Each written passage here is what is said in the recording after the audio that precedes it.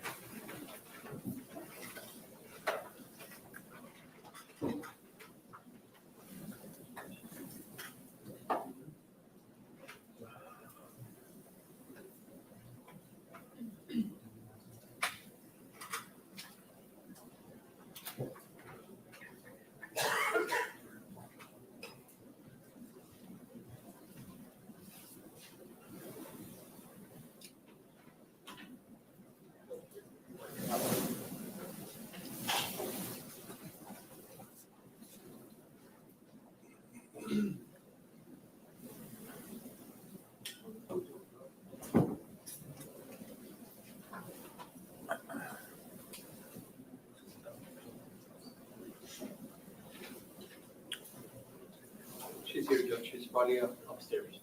Debris. But in the building. Yes, Your Honor. I apologize. She's coming. So we're in the fourth floor, so we should witnesses to go to the fourth floor. I was in trial in Williamson County a couple of weeks ago, and the DA's office was in an entirely separate building. They were leaving the witnesses over there, and it was creating problems. So I made a move to take the jury in the courthouse. I apologize, Your Honor.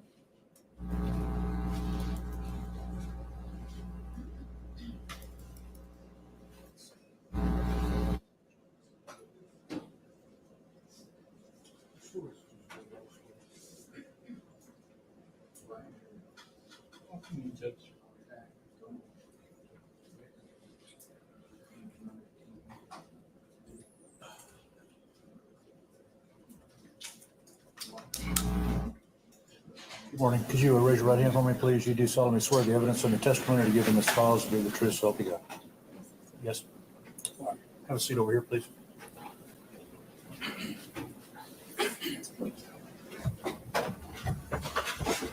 All right, you may proceed. Thank you, Your Honor. Good morning. Can you please state your name for the record? Good morning. My name is Kayla De La Cruz. Ms. De La Cruz, are you employed? Yes, What do you do for a living? I am a nurse practitioner How long have you been a nurse practitioner for? since December of 2022. Oh, okay. Ms. De La Cruz, do you know the defendant in this case? Yes, he's my cousin's ex-husband, Okay. Do you know his name? Billy Delgado. Can you please point at him and describe the piece of clothing? He's the gentleman on the left-hand table. He is wearing the long sleeve blue shirt, black pants, black shoes. Your Honor, at the time that the record reflects that the witness has ID the defendant. No objection, the record will reflect. And you testified earlier that Billy Delgado, the defendant, is married to your cousin. What's your cousin's name?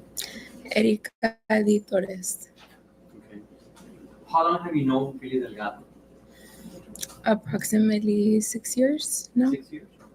Okay. And you also testified that he was the ex-husband.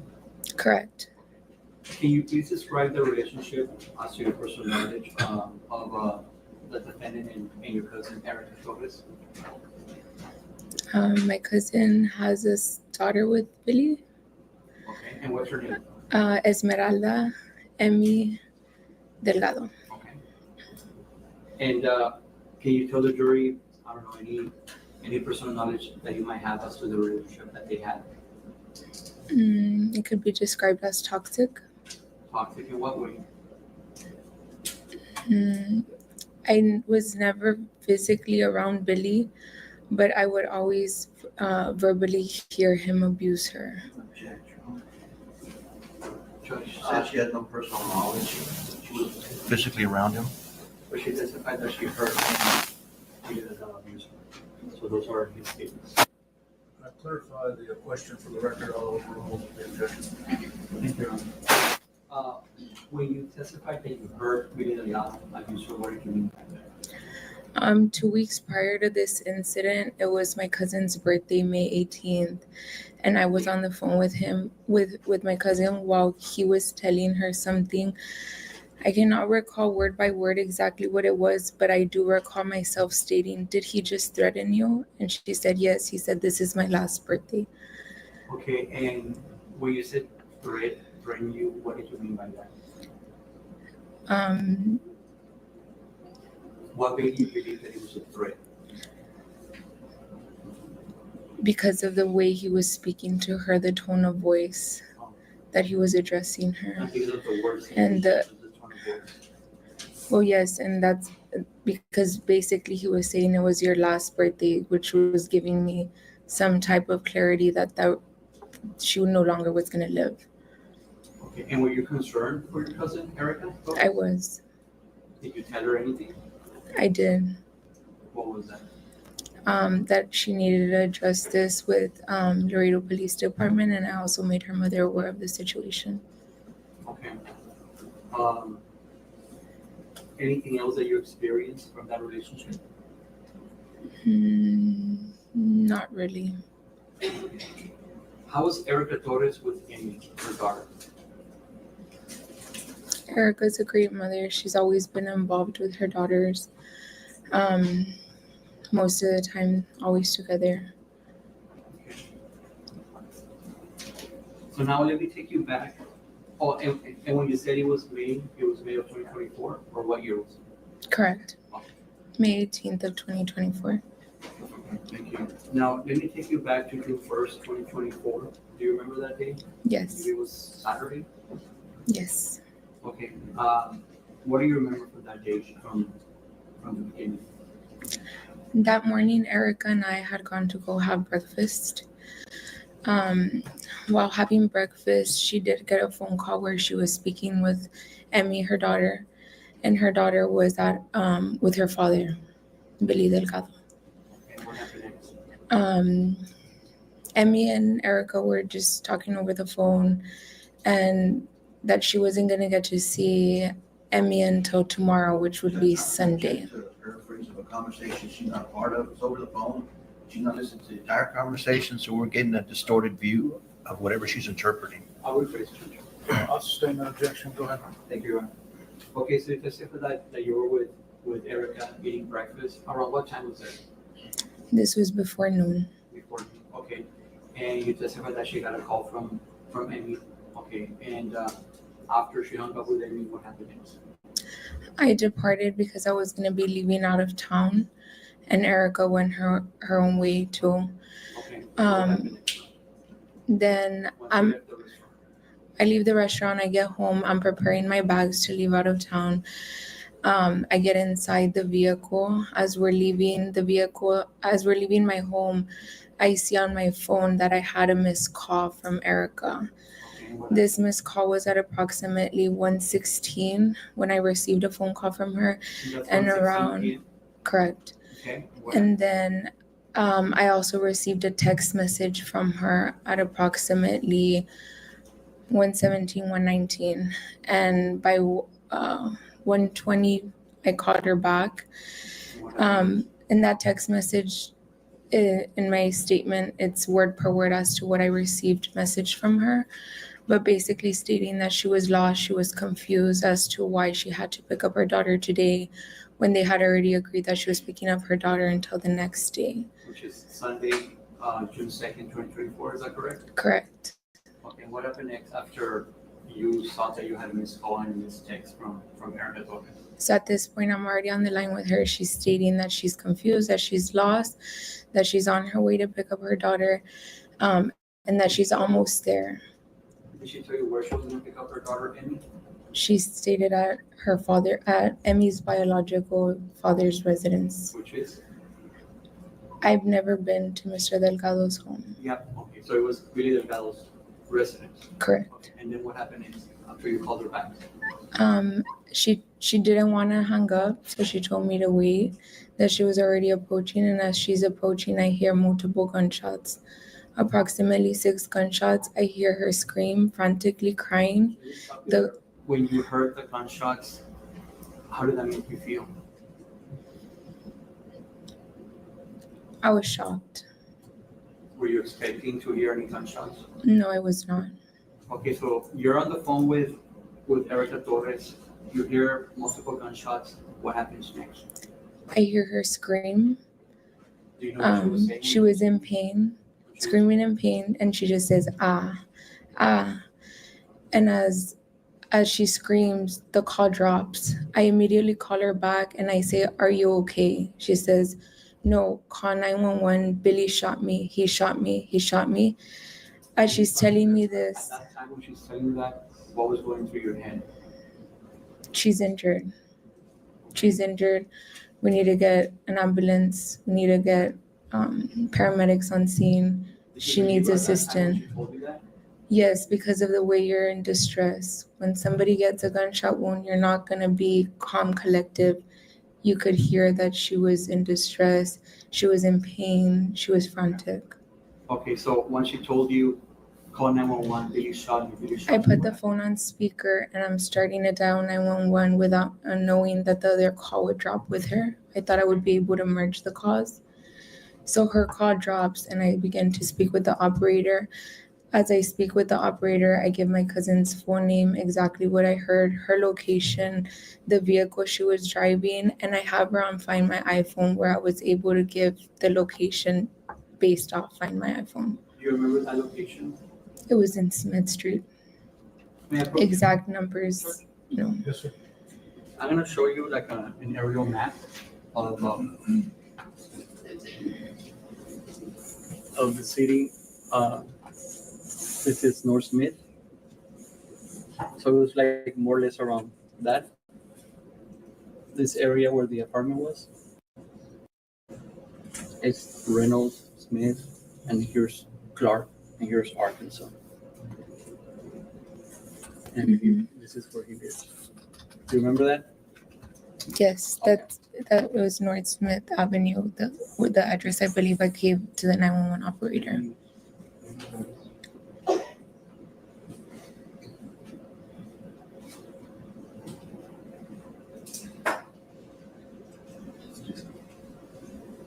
So more or less, this is the location that you gave 911 because based on your phone, right? Correct. Okay. Okay, and then once you tell 911 the location, what happens next?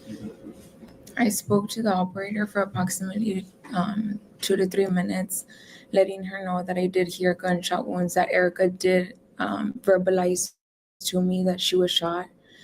What happened next? I requested EMS to arrive to the scene, but as I'm on the line with 911, I can see that she's moving, and that's when I see that now she's at the corner of Clark and Arkansas. We have the witness judge? Yes. Okay, so now you're seeing in your phone that she's in this location? Yeah, she was on Clark. And On I'm Clark. going So you're moving pretty heading. much on Clark. Mhm. And did your phone give you this location at the corner of Yes. Arkansas and Clark? Yes. Okay. So she drove based on your phone all that distance. Correct. Okay, Ms. De La Cruz. Okay. Once you find a new location, you specify that you knew that she was moving and she ended at the corner of Arkansas and Clark. What happens next? I arrived to the scene. Okay. And what happens next? Upon arrival to the scene, I see her green Kia Soul. She's in the driver's seat. She's restrained, wearing her seatbelt. You see airbags deployed from the passenger side, because that's where the side I was in. You see her slump forward. I scream her name. She doesn't respond. So I already know that now we're in trouble. Let me ask you, you testified that you saw a green Kia Soul. Do you know what Erica drove? Erica drove that green Kia Soul. Okay, so once you got to the scene, did you see multiple cars, or you only saw the? Correct. It was a 3-car collision But your focus was where? on Erica.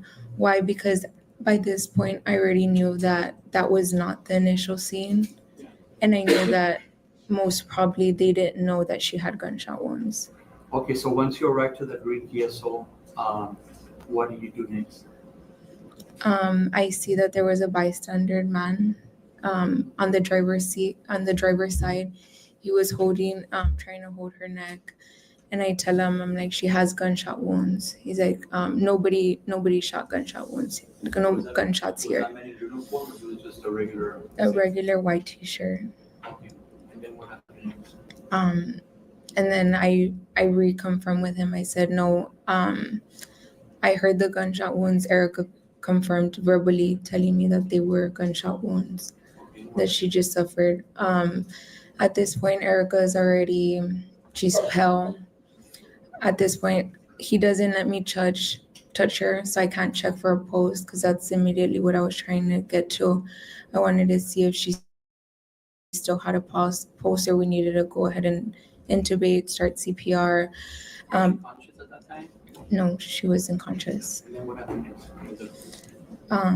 EMS was already at the scene. I told them we need to get a stretcher, like she needs to go straight to the hospital. I am a trauma nurse, so I do understand the gravity of what was going on, what basic process was needed next. Basically, she needed to arrive to the ER, get intubated, and go straight to the OR so that the trauma surgeon can start. For the record, you testified earlier that you were a nurse. You've been a trauma nurse for how long? I finished in May of 2018 as a registered nurse, and I did all my undergrad in emergency nursing. Okay, so you kind of knew what you were talking about. That's why you were giving advice to the people there, right? Correct. Okay, and what happened next once you tell them, she was to the hospital, ER right away? I told him to go to the nearest ER, which was LMC, and that I would meet them there. And before they left, I told them that she was a full quote, that we did agree for her to get intubated, and that we did agree for her to get any blood necessary, because at this point I knew she had lost a lot of blood. Okay, so once you arrived to the crash scene and you saw the Kia Soul and you saw your cousin, what was going through your head? Based off what I heard, based off my clinical and medical experience as well, I knew that only God was able to do a miracle on her. And once you saw her leave in the ambulance, what happened next? I prayed and I followed the ambulance. You went to the hospital too? Correct.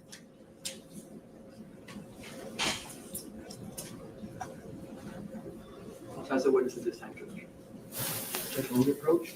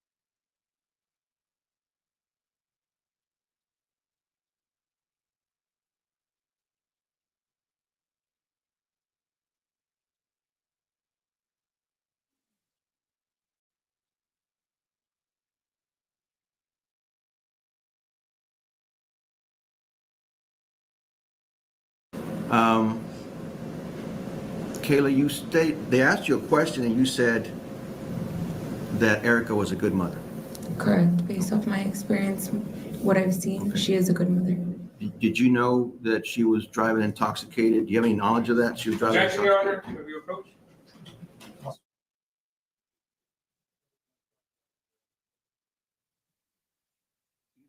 Can I ask her if she has any knowledge?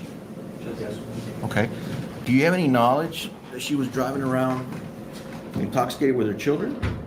No, Do you have any knowledge of the fact that she was assaulting my client while he was driving with the children in the back seat? no, Okay, so you don't know all about Erica, do you? no,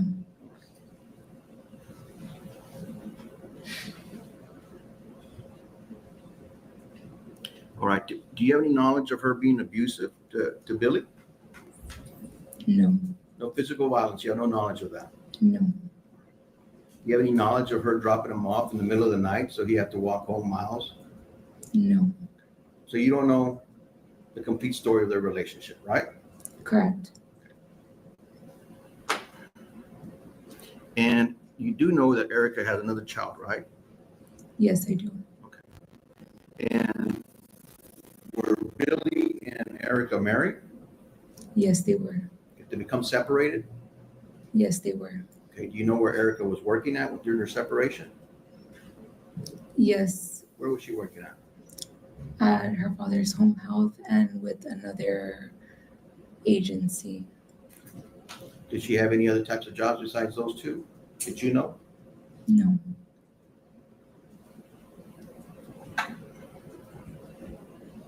You said you received a call from Erica, so you missed it, you called back, is that correct? correct, And then you went to the scene correct, because you could follow her? correct.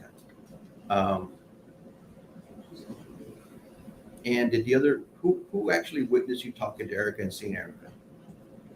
The person that was in the vehicle with me, Who was that? Dylan, Who? Dylan Lauren, I'm sorry, I can't hear the last name. Dylan Lauren. Can you spell the last name? No, I cannot. So how do you pronounce it again? Lauren, Lauren? Rain. Lauren? Okay. And so Billy got off the car with you? Excuse me? Did Billy get off the car with you? To go see? How did Billy get off the car with me? Well, who's that person sitting next to you, the passenger? Dylan. Dylan. Did Dylan get off the car and see you? Dylan is the driver and I'm the passenger. Okay. I'm asking you, did Dylan get off the car and go witness you help Erica? Yes. Okay, that's all I'm asking you, okay? I'm sorry, I understood you said Billy. Did Billy? I And said we no, corrected Dylan. it to Dylan, okay? Thank you. All right. And who else witnessed you there? Mm, I spoke with a police officer while at scene. The person that was on the Kia Soul, that off-duty police officer, because he told me, he's like, I'm an off-duty police officer. Basically that he was gonna take care of her. Okay, you told him that she had been shot. Correct. Okay, so he didn't discover that she was shot. I don't know what he saw, but I verbalized and confirmed to everybody at scene that she had been shot and she needed to get on the ambulance stretcher as soon as possible. All right, thank you very much. I have no further questions, Judge. Just a couple of quick questions, Your Honor. Ms. De La Cruz, you testified earlier that on Saturday, June 1st, 2024, you were going out of town. Correct. Okay, this was noonish, right? Yes, Okay, and were you going out of town by yourself or with someone else? with a friend, And that friend's name was what? Dylan. Dylan Lauren. Correct. Okay.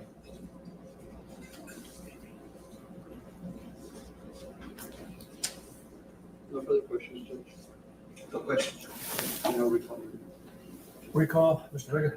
No, Your Honor. You are excused now to recall. You can either stay in the courtroom or you're free to go. Thank you.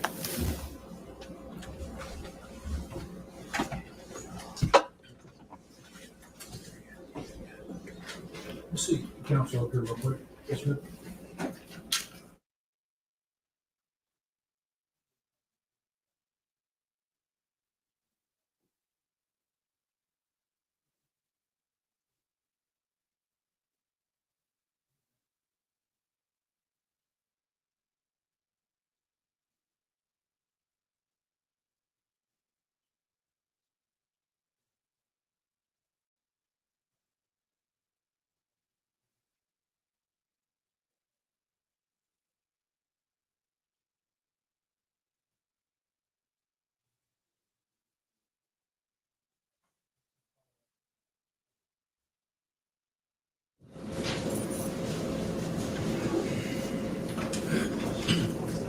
Sir, come on up.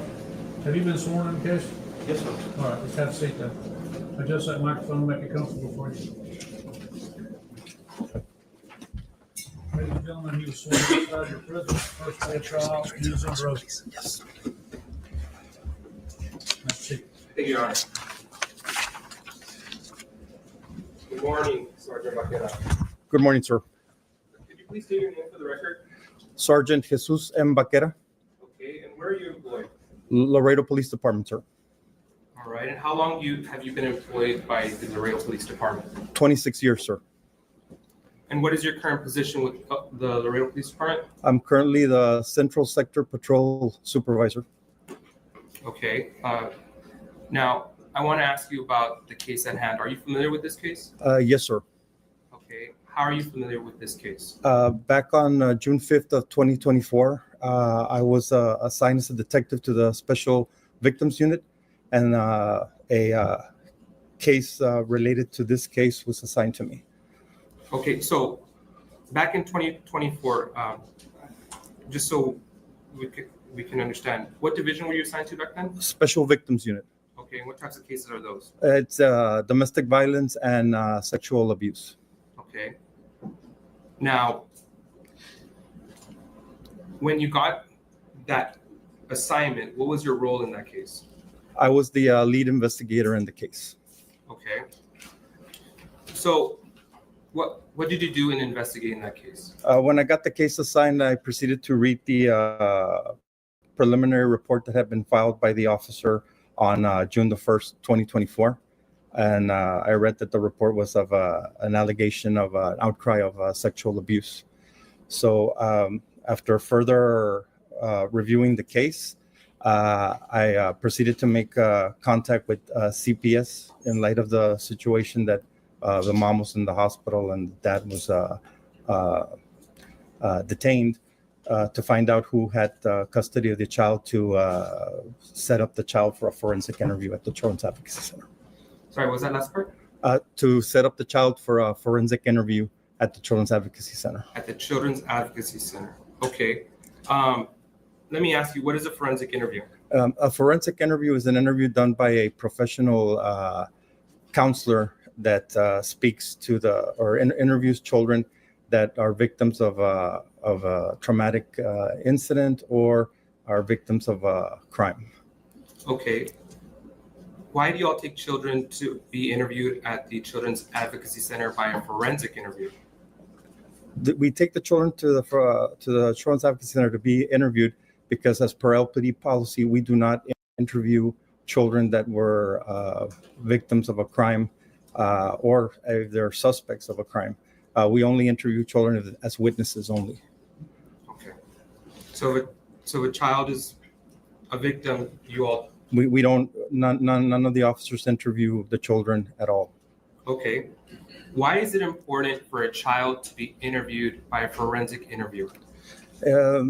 It's important for them to be interviewed by a forensic interviewer because children, are very susceptible to being directed, as far as being told what to say and stuff. And the forensic interviewer is trained to ask specific questions about and in a specific way about things that might have happened to the child. Okay. Have you ever observed a forensic interview? Yes, I have several times. Okay. What do forensic interviews consist of? The forensic interview consists of, first of all, the forensic counselor establishing rapport with the child, making the child feel very comfortable with them and everything, that they're in a safe environment, that they can speak freely, that nobody is going to be pressuring them or making them feel nervous. It starts with a question and answer, and it also includes, role playing with anatomically correct dolls, and also pictures of the anatomically correct body of a little girl or little boy.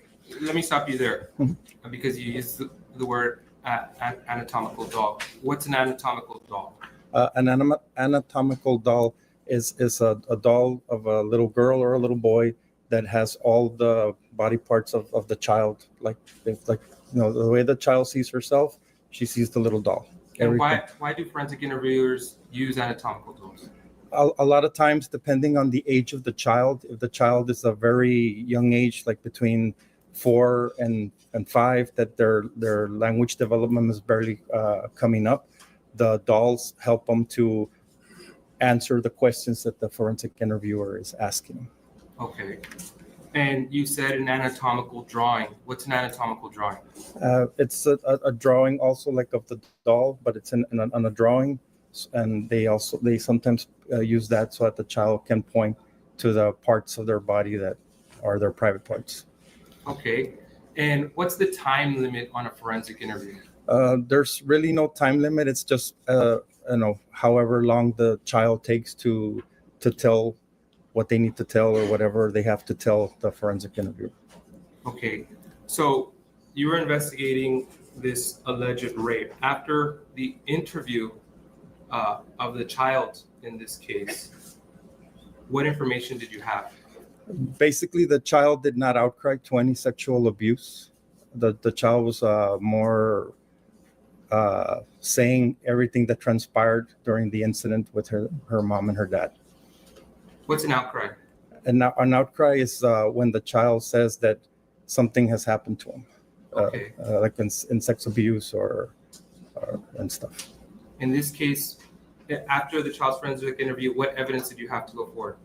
After the forensic interview, really didn't have any real evidence to follow up on because the child didn't give any specific.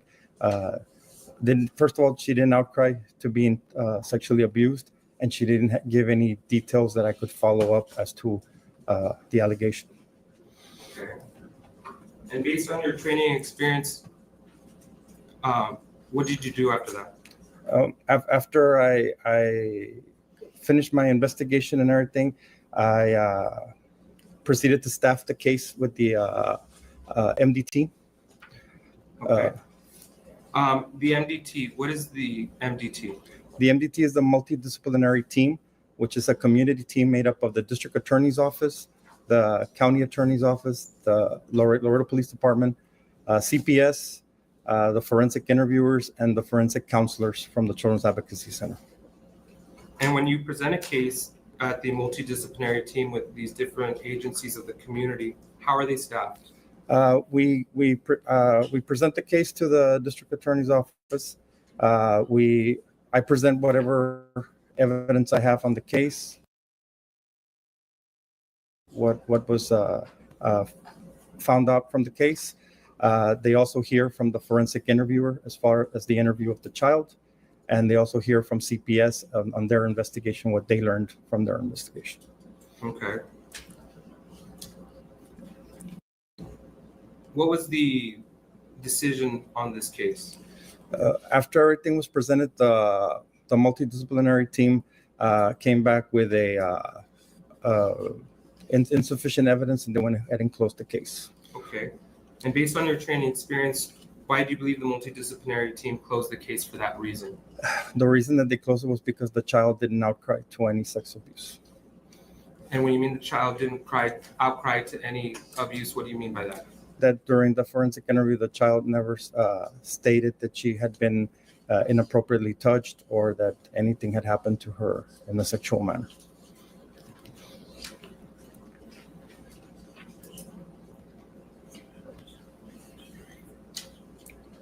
Pass the witness, Your Honor. Sergeant Vaquera, good morning. Good morning, sir. Sir, can you give me the definition of an outcry? I'm sorry? Can you give me the definition of an outcry? I would say just saying something had happened or something has occurred.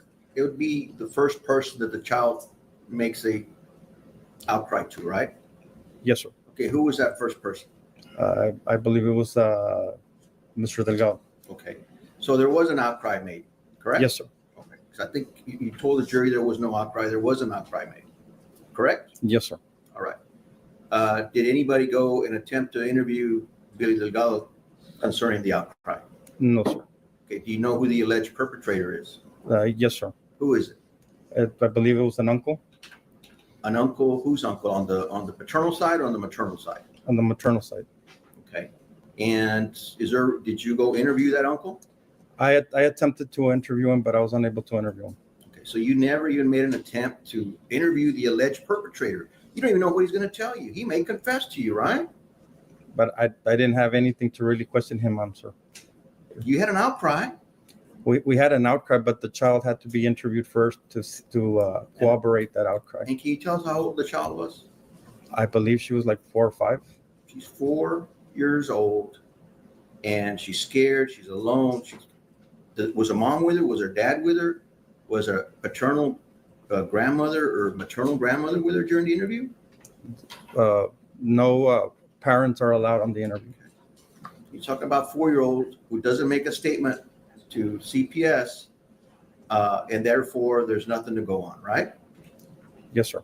Okay. And can you give us? Did you even do a criminal history on this alleged perpetrator? No, sir. Are you aware that Erica's brothers Objection, Your Honor. May we approach?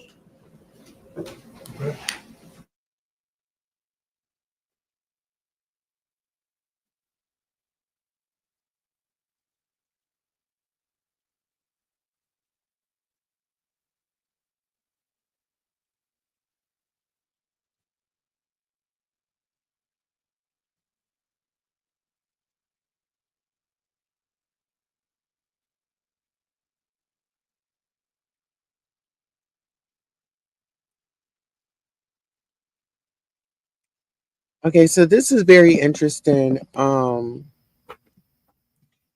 they're interviewing a minor child without the parent is very interesting. So they are talking to the judge. They have frozen the mics, so the mics will be free in just a second. Thank you all for tuning in. Make sure you like, share, and subscribe. Tell somebody that we are live covering some true crime. This is the case of Billy Delgado. He unalived his ex-wife. Let's get into it.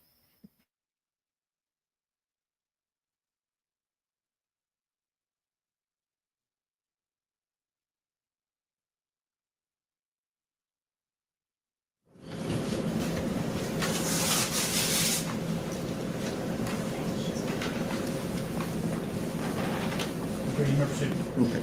So did you do a background check on the alleged perpetrator? No, sir.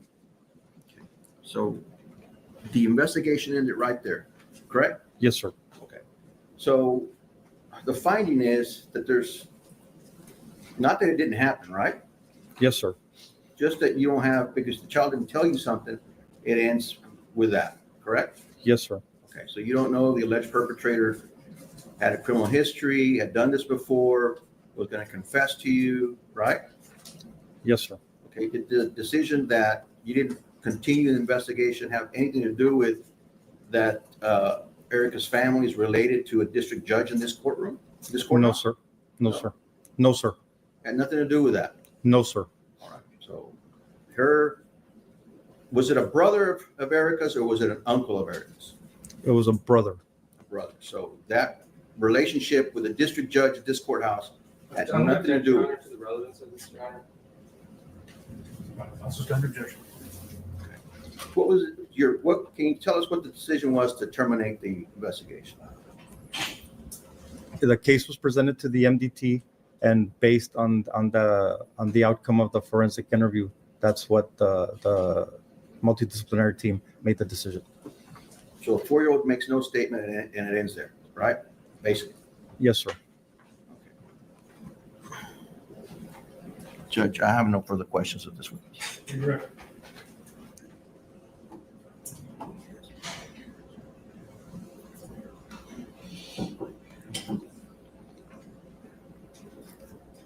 And Sergeant Vaquera, I'm going to ask you, is there a difference between an outcry and an outcry witness? Yes, there is. What's the difference between an outcry and an outcry witness?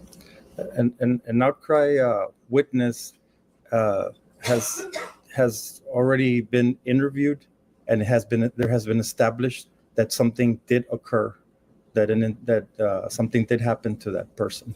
On an outcry, it's like a third party, a hearsay that we're getting from somebody saying that the victim told them that this had occurred. Okay. Now, I'm going to ask you. It was asked about it was mentioned how the child was alone during the interview. She was by herself when she was getting interviewed by this trained professional. Why are parents not allowed to be with the child while they're getting interviewed by a forensic interviewer?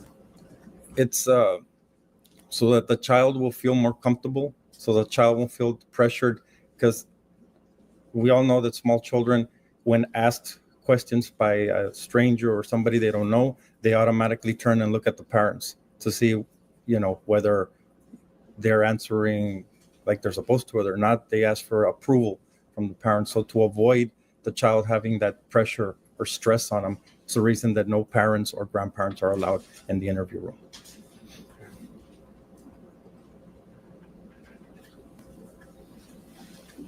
Based on your training and experience, when there's no outcry made during a forensic interview, what are you supposed to do? If we don't have any other evidence or facts to follow, I don't feel that we need to bring in a person to ask them for what, or accuse them of what, if I don't have any other facts to go on. So. Okay.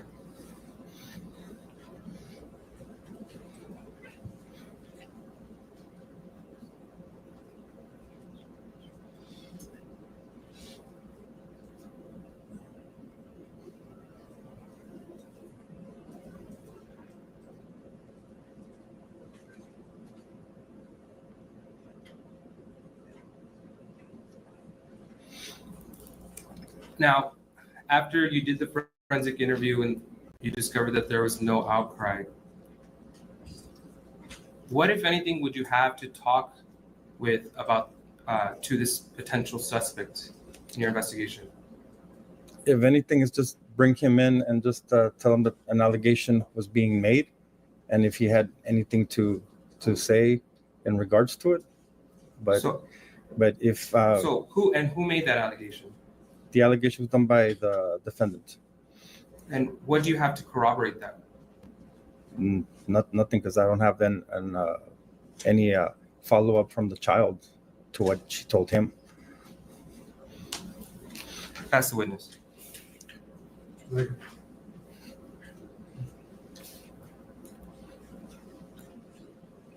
Sir, is it normal for you not to interview the alleged perpetrator? We make the attempt. Do you want me to but use if he- ChatGPT to answer that? Uh-oh.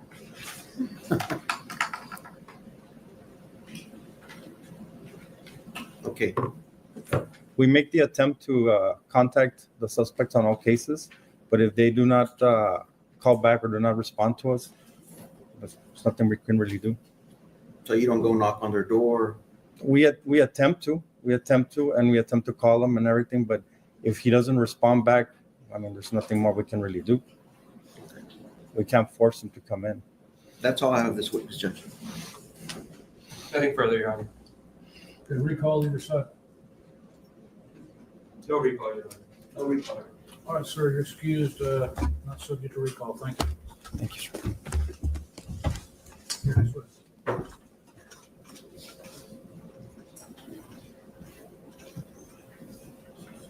May we approach that?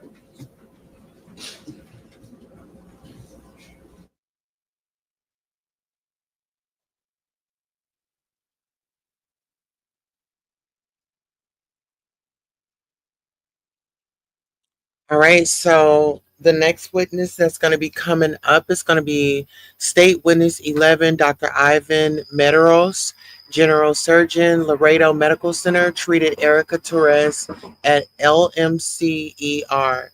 So that's who we're going to hear from next. Right now, the attorneys are talking to the judge, of course. So they freeze the mics so we can't hear what's going on, but they will be back shortly and we can continue to cover the story. Okay, let's see if maybe we could speed up the process a little bit, huh? Let's see what we can do. Let's see.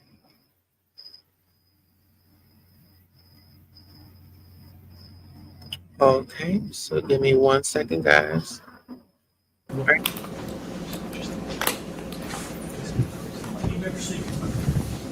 Thank you, Honor. Thank you, Honor. Can you please state your name for the record? Ivan Medeiros And where do you reside? in Laredo How are you employed? by the Laredo Medical Center. Okay. And what position do you hold there? I'm a staff general surgeon at the hospital. And could you briefly tell us a little bit about your educational background and your professional training that qualifies you as a medical doctor? Yes, I earned a bachelor's degree from the University of Miami in 1983. I earned a medical doctor's degree from Wake Forest in 1988. I then went on to New York, where I trained with the Catholic Medical Center at Jamaica, Queens, Crown Heights, Brooklyn, and New York Hospital for 5 years doing my surgical residency. After that, I became board certified in 1994. I've been in Texas since 1993, 4 years at Corpus Christi Naval Hospital, and I've been in Laredo since 1997.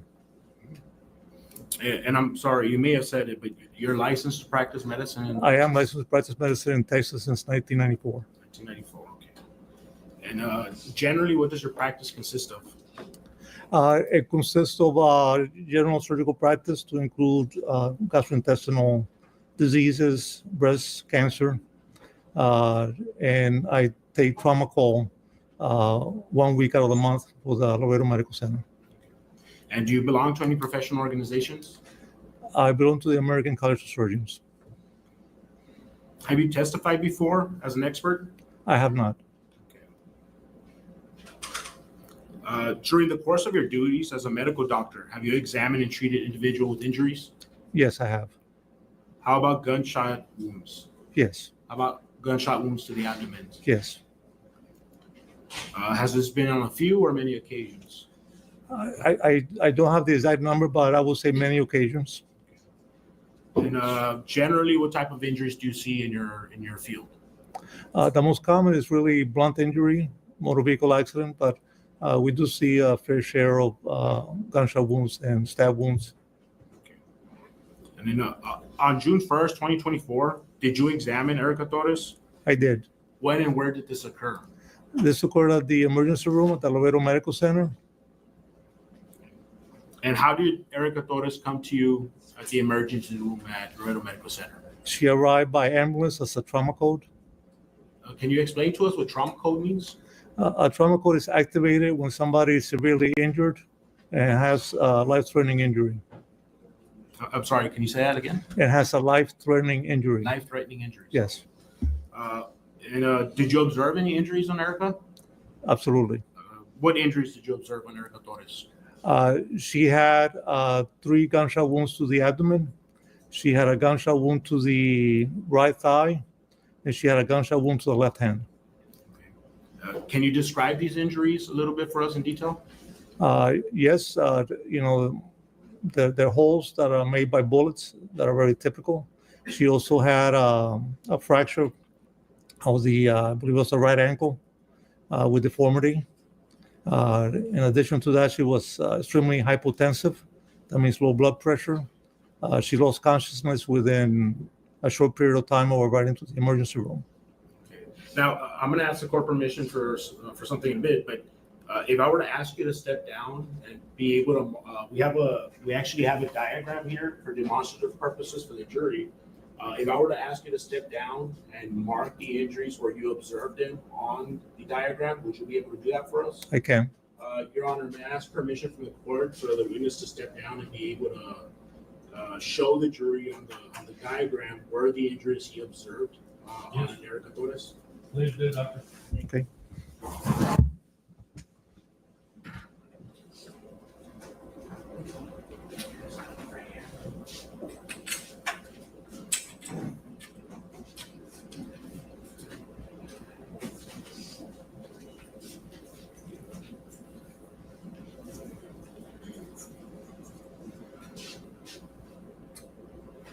So this is the diagram, doctor. Here's a marker.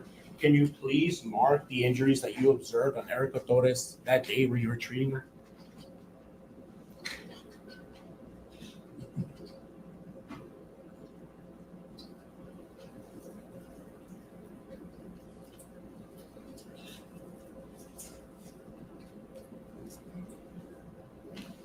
And does that include the fractured ankle? It does not. These are the actual gunshot wounds that I observed. She had two here, one here. This was a pull-through on the thigh, and she had a pull-through on the hand. That's why I marked on the other side. The ankle, I believe it was the right or left ankle, but basically you saw the over of the ankle. It wasn't straight, it was crooked. It was fractured. Thank you, Dr. Mederos. You can take a seat. Thank you. And at this time, Judge, I would like to admit this as State's Exhibit 1 for demonstrative purposes for the jury. No objection. Demonstrative. Okay, it's admitted.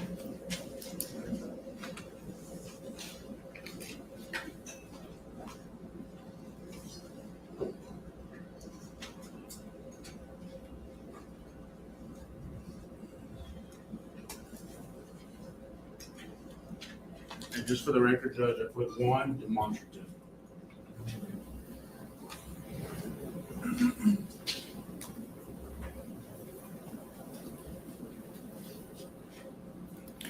Did Erica Torres describe how and when these injuries were inflicted? She could not. Why not? She came in screaming in pain, and like I said, shortly after arriving, she lost consciousness due to the low blood pressure.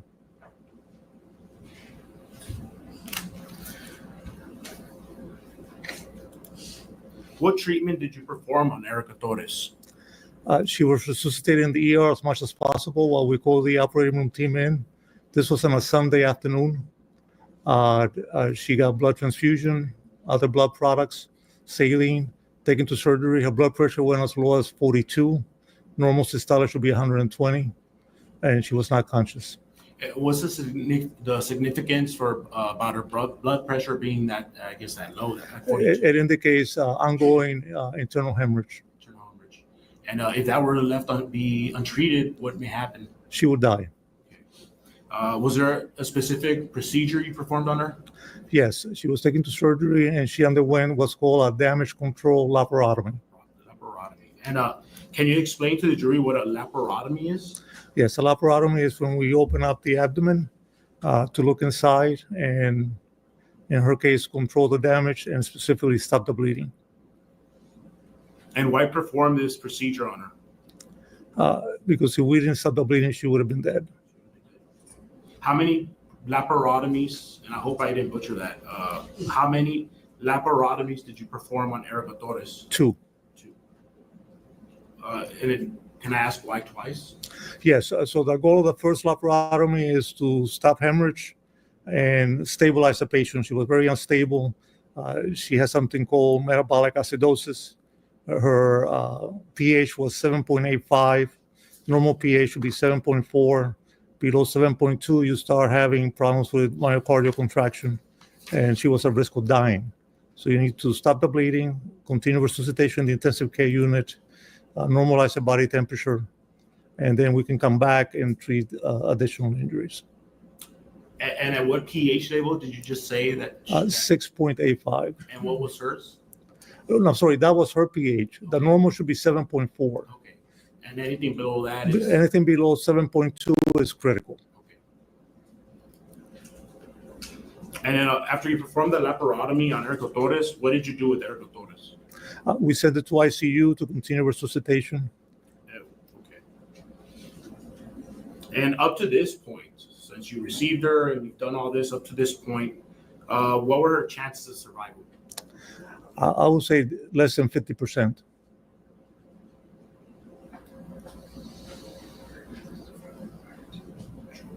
How about what were her chances of survival without the treatment that you had done?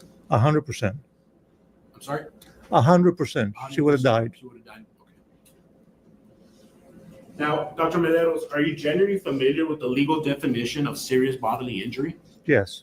Okay.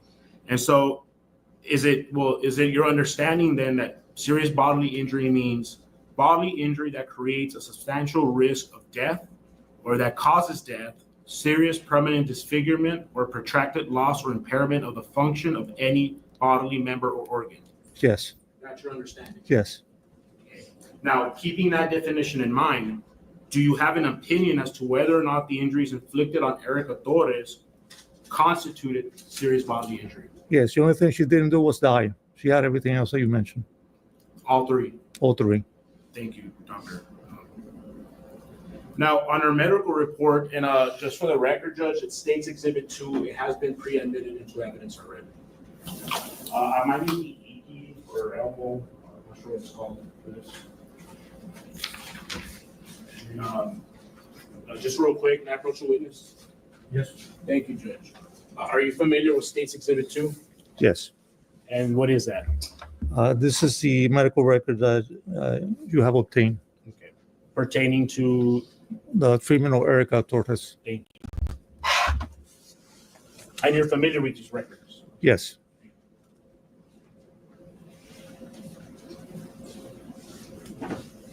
So, on the medical report, aside from a gunshot wound of abdomen, we also see something called traumatic hemorrhagic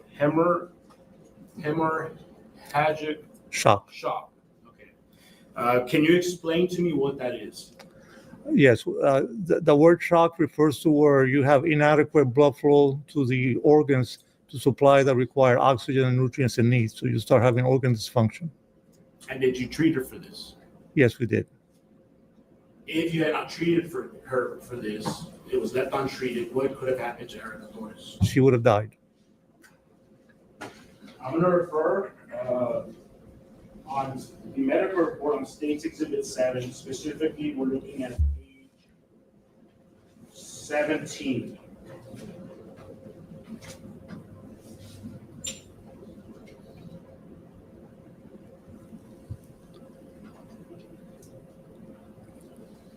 So,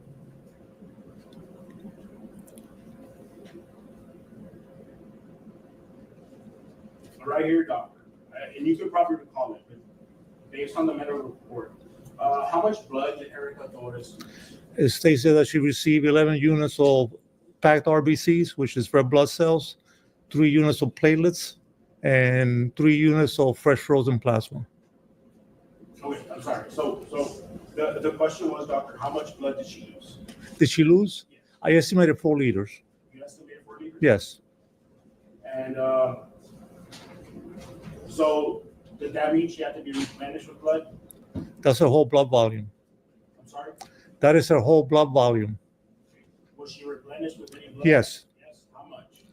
The 11 units of blood and 3 units of platelets and 3 units of plasma.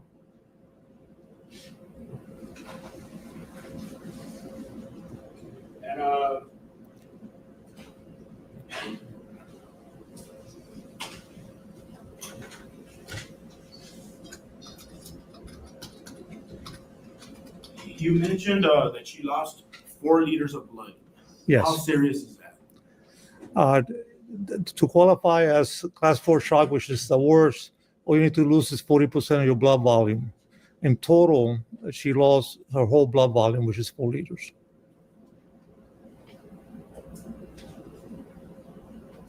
So, what impact to Erica Torres' life expectancy did these injuries that she sustained have on her?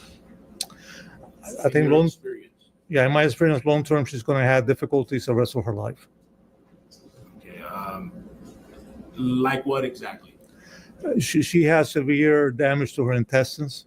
She had damage to the pancreas. The pancreas is the main gland in the abdomen that makes the enzymes to digest.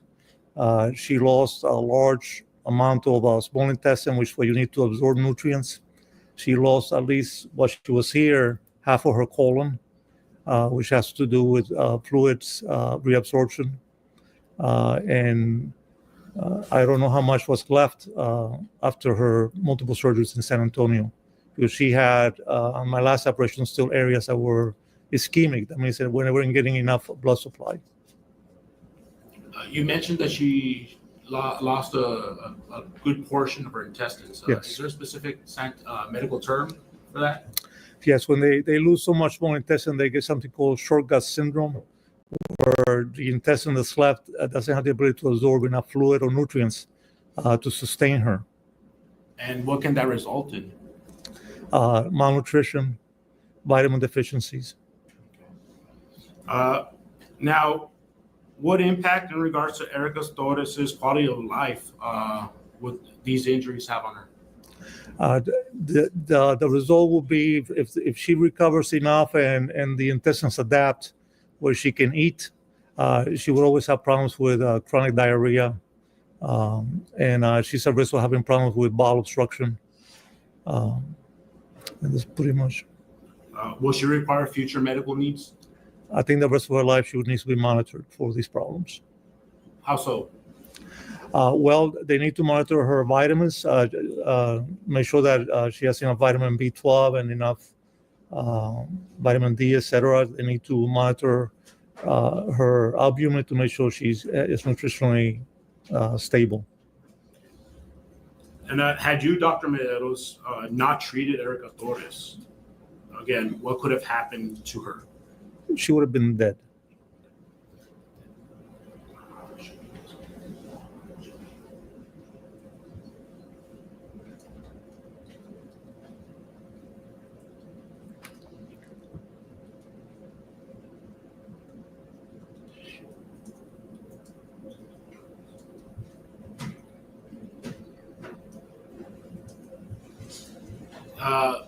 With these type of injuries that you saw that you treated, would this affect the ability for Erica Torres to have a family in the future? I do not know that, but I would think so, yes. Now, in your medical opinion, Dr. Mederos, do you feel that Erica Torres will fully recover? No.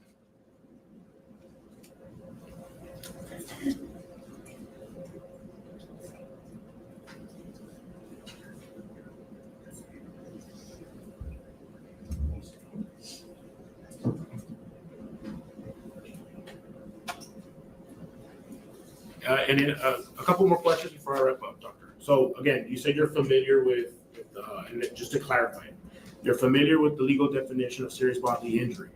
Bodily injury that creates a substantial risk of death or that causes death. Based on your treatment and the injuries that you observed that day on Erica Torres. Judge, I'm going to object. He's already asked and answered this question about serious bodily injury. All right, sustain.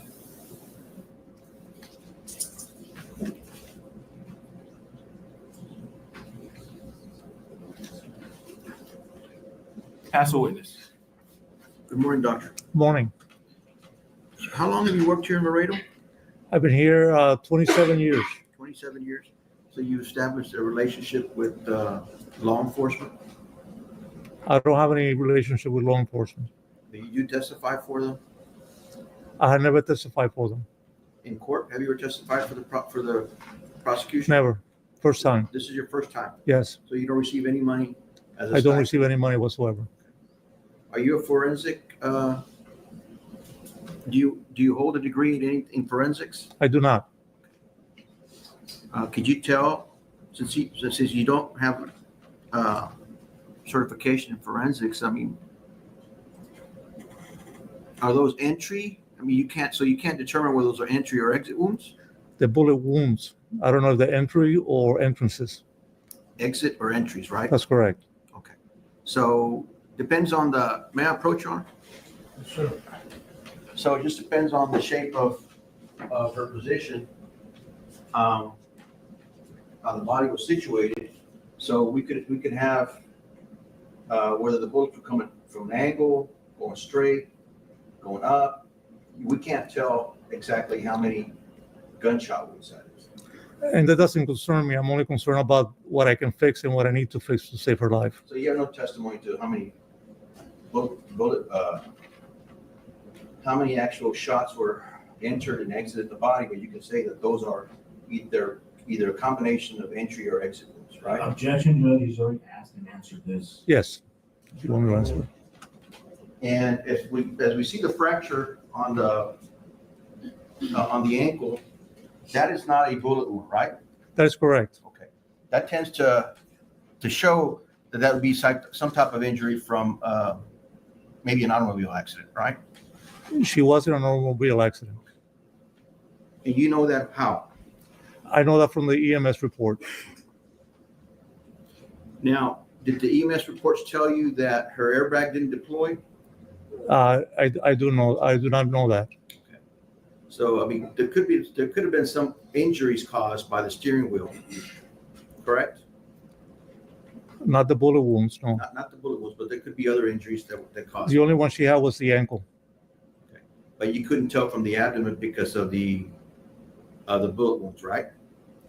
No, there was no evidence of blunt trauma to the abdomen or chest. Did you examine the? I examined her, of course I blunt did. trauma? Yes. Okay. So going over 30 miles an hour, hitting your steering wheel we don't know if she's wearing a seatbelt or not. She did not have any chemosis in the chest. Her chest X-ray did not show any rib fractures. There was no blunt injury to the solid organs, which is the liver, the spleen. Those are the organs that will be affected. Did you see her seatbelt was on? I did not see any of that. No, Like what do you call it? I did not see a mark. A mark. Okay.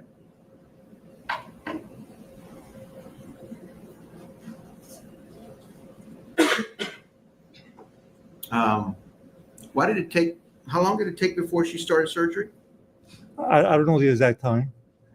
I think it's according to my summary of the reports. It's like 2 hours. Would that be right? I don't know the exact time. Do you know why it would take so long? It's Sunday afternoon. We have an on-call crew.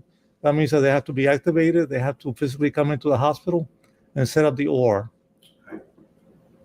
That could be one of the reasons. Yes.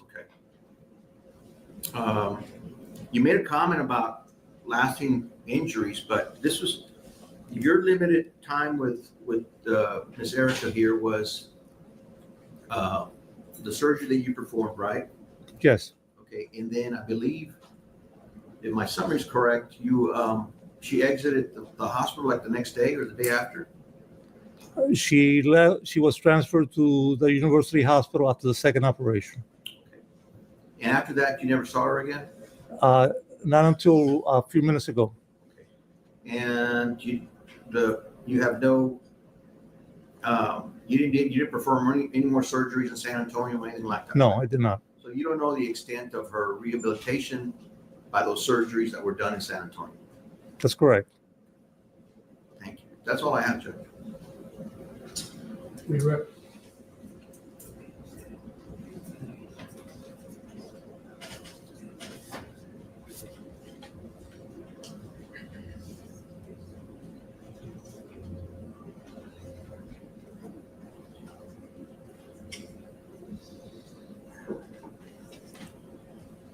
No further witness for Dr. Medeiros, Judge.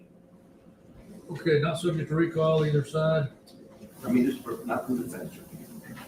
Not from the state, Judge. All right, doctor, thank you for coming over. You are excused, not subject to recall. Thank you. Next witness.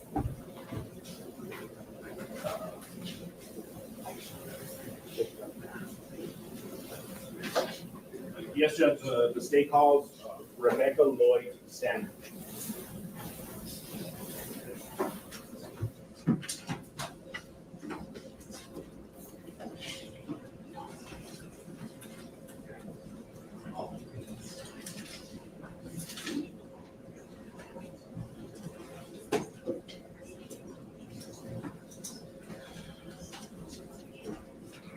Has she been sworn? No, she has not, Judge. Okay.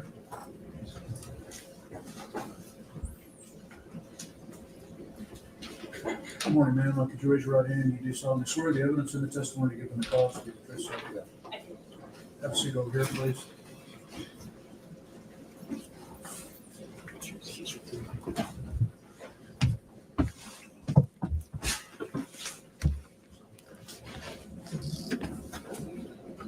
You may proceed.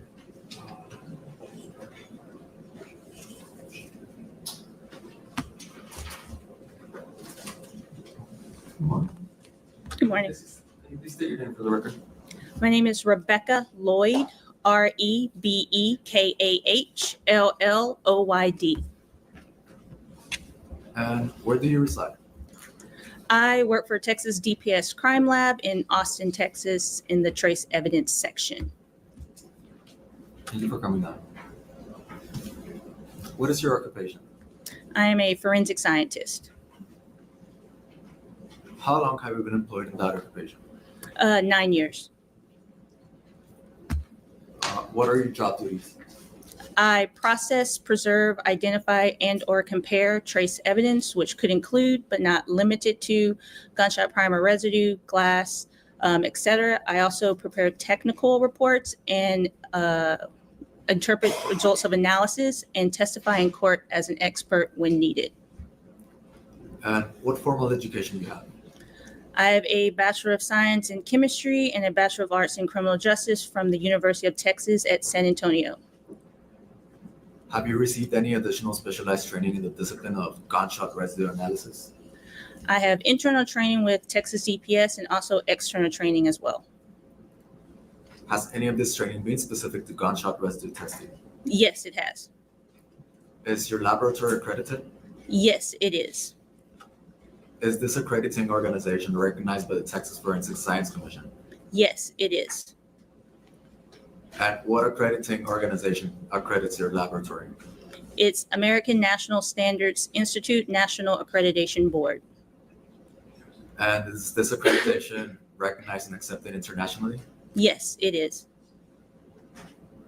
Have you been proficiency tested in this scope or discipline? Yes, I have. When was the last time you were proficiency tested, and what were the results of the test? A test with results was last year with passing, and I just took another test a couple weeks ago, but it hasn't gone through yet. So are you licensed as a forensic analyst by the Texas Forensic Science Commission? Yes, I am. What did licensing require? We should have continuing education to continue to keep our license as 32 hours, and that can include going to conferences, get hands-on training in the particular field that you are in as well. Your Honor, the expert has a demonstrative, but it's only going to be used for demonstrative purposes only. Okay. To help the jury. Can we publish it? Yes.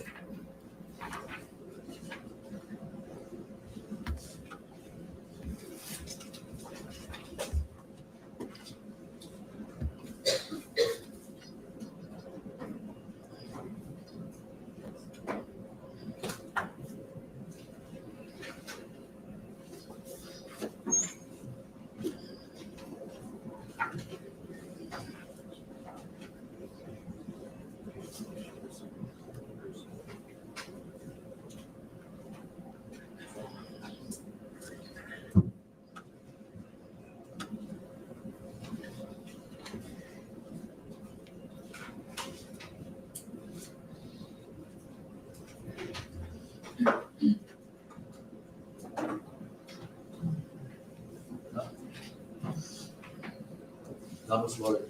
What is primer DSR? As you see in the top left image, you have a cartridge. The top of that cartridge is the bullet. Inside of the cartridge is gunpowder, and the back of that cartridge is the primer cup. Housed in that primer cup is a mixture. And that mixture is, as you see in the middle top image, has lead stiffnate, which is the initiator, barium nitrate, which is the oxidizer, it releases the oxygen, and then antimony sulfide, which is the fuel. So when a firing pin of a gun strikes the back of that cartridge, it activates that shock sensitive primer, which ignites the gunpowder, which propels that bullet down the barrel of a gun. The heat and pressure within that cartridge vaporizes all those metals, as you see in the top right two images. And that vapor can land on a person's hands, their clothing, or any objects or persons nearby.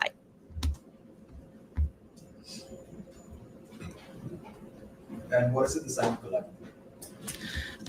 It will collect, if you see at the bottom left image, there's a field kit.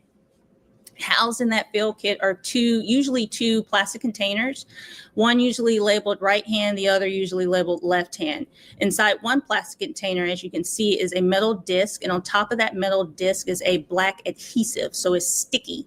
So say you take the left one that says left hand, you open the plastic container, you stub the person's outside as you see, you flip their hand over, you stub their palms and fingertips, and sometimes the webs as well. You will cap it back and then do the same with the right hand. And then that kit will get mailed to the lab. And have you testified before as an expert witness in the scope of discipline of gunshot rescue? Yes, I have. How many occasions? Many times. Does this include such expert testimony in the courts of this county? I have not had the opportunity in this county. Yeah. Let me show you what has been marked in States Exhibit 36.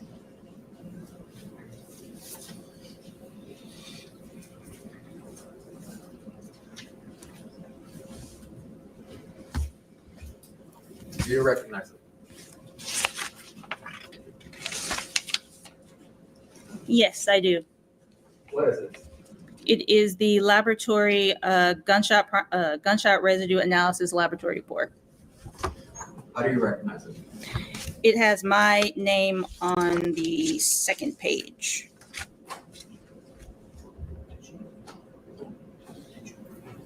Did you create this report? Yes, I did. Does it have your findings? Yes, it does.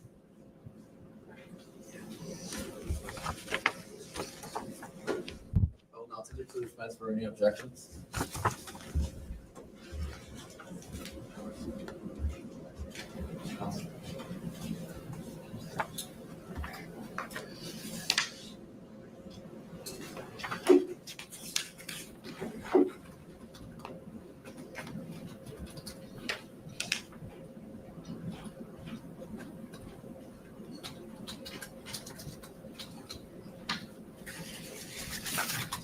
No objection. Submitted. At this time, Your Honor, the state would like to introduce State's Exhibit number 36 into evidence. And may we publish it? Please.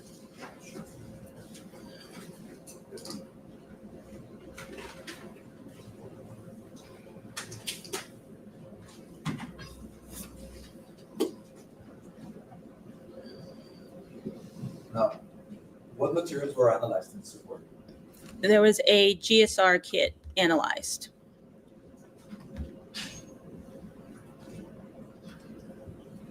And was the analysis conducted in accordance with the standards of forensic protocol? Yes, it was. What was the result of the analysis? 6 characteristic gunshot primer residue particles were confirmed on the GSR kit. This result is consistent with a person recently having A, discharged a firearm, B, been in immediate proximity of a firearm as being discharged, or C, come in contact with a surface that had gunshot primer residue particles on it. Did you want- This confirms that a firearm was used.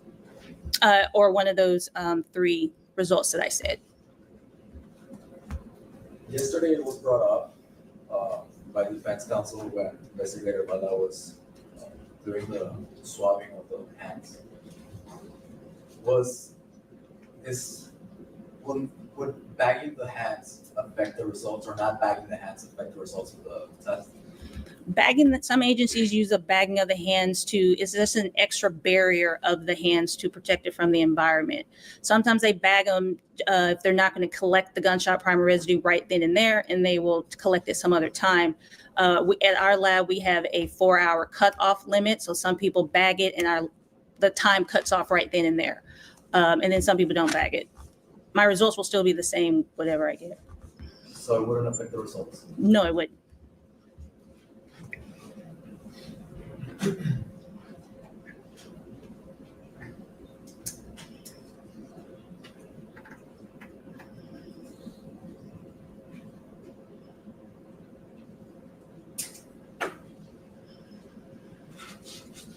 Would you happen to know who the GSR grants were from? The kit was from a Billy Delgado. How's the witness? Ma'am, can I have your name again, please? It's Rebecca Lloyd. Ms. Lloyd, pleasure to meet you. I'm just gonna ask these questions just because the state, I think we all know who was shooting the weapon, but just to confirm your analysis, so the jury can understand. Your report states that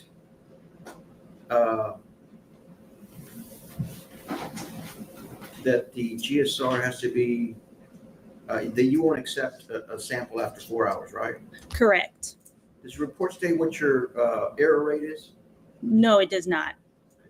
What is your error rate? I have no mistake or errors. We have policies and procedures in place at our lab to correct anything that are mistakes or errors. So you don't know if there's an error rate in your analysis, right? In my analysis, no. So what gives us an indication that your analysis is trustworthy? Because we follow policies and procedures. We have standards, ASTM standards, which are American material standards that we follow that are followed by international as well. So if an error is made because of those policies and procedures, there's not a plus or minus error rate that is attributable to most chemical analysis done by chemists or forensic doctors, right? We don't have that for your test. It is not in my report. Is it somewhere else in your notes? No, it is not. Is it in your policy manual? No, there is no plus or minor error rates in our policy or manual. Okay, the offense date was June 1st. Do you have it on your notes when the kit was submitted? It is on the report. It was submitted to our Laredo Crime Lab, if I'm not mistaken, on January 7th. Okay. The long storage, does it raise contamination risk? No, it does not. So the long storage doesn't dissipate any of the minerals?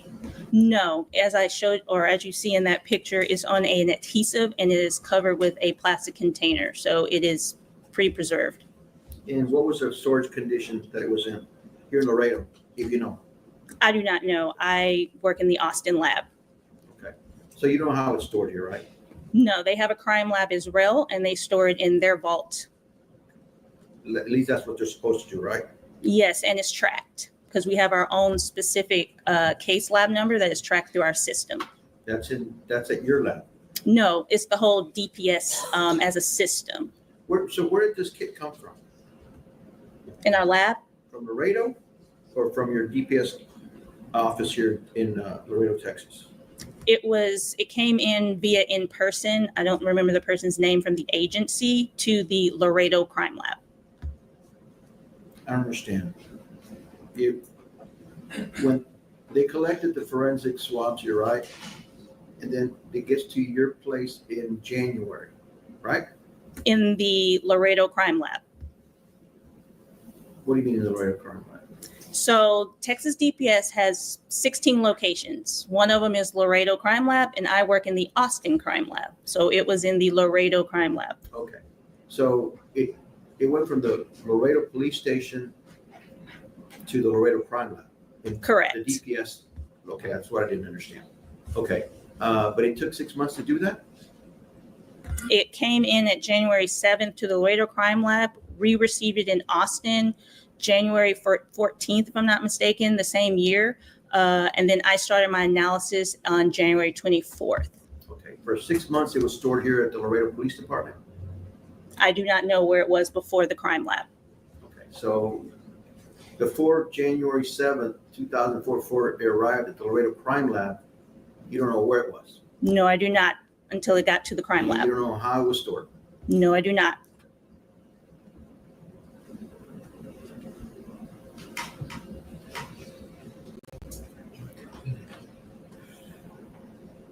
Does your report state that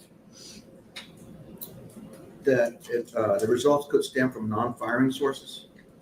It is in one of our definitions on the second page, if I'm not mistaken. Because you only have 6 particles, right? 6 characteristics. So we have 2 categories that we classify gunshot primer residue. One is a characteristic and the other is indicative. Characteristic is 3 component. It has the lead, the barium, and the antimony. And we look at morphology. Morphology is how does that particle look, as you see in that bottom image. On the right is how does that particle look? Is it molten or melty looking? It has pits and hot spots in it. The other category is indicative. It's a 2 component. It's that lead barium, lead antimony, or antimony barium plus morphology. I found 6 characteristics.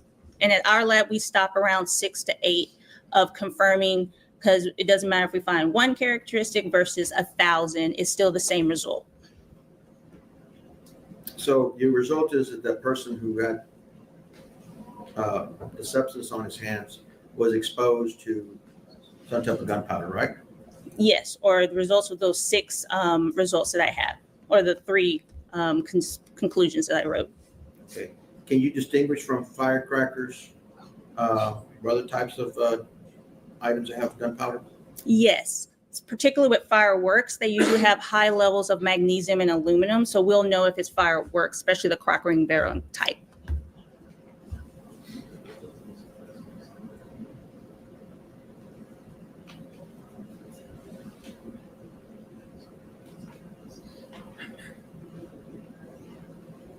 Okay, your report does state that this could also be by a discharge, by being close to, being near someone to discharge a firearm, right? Correct. Just so the jury understands, I think they saw who discharged the firearm, but anyway, I appreciate all your answers to my questions. Ms. Lloyd? Oh, yes, you're That's all welcome. I have, Judge.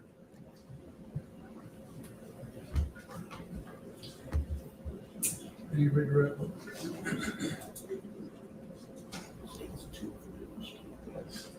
Judge, we have no further questions, but we would like to admit the demonstrative as State Exhibit number 2 as demonstrative only. Any objection? What was that in here? What's on the screen, the demonstrative? I'd object, Judge. It doesn't have any relevancy. She testified to certain things, but I can't tell from that. Okay, I'll overrule the objection. It's submitted. Subject to recall or not, anybody? Hearing none. If you're excused, I'm subject to recall.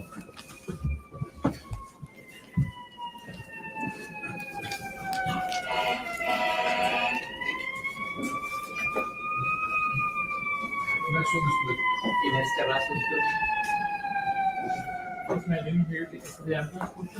Inés Terrazas.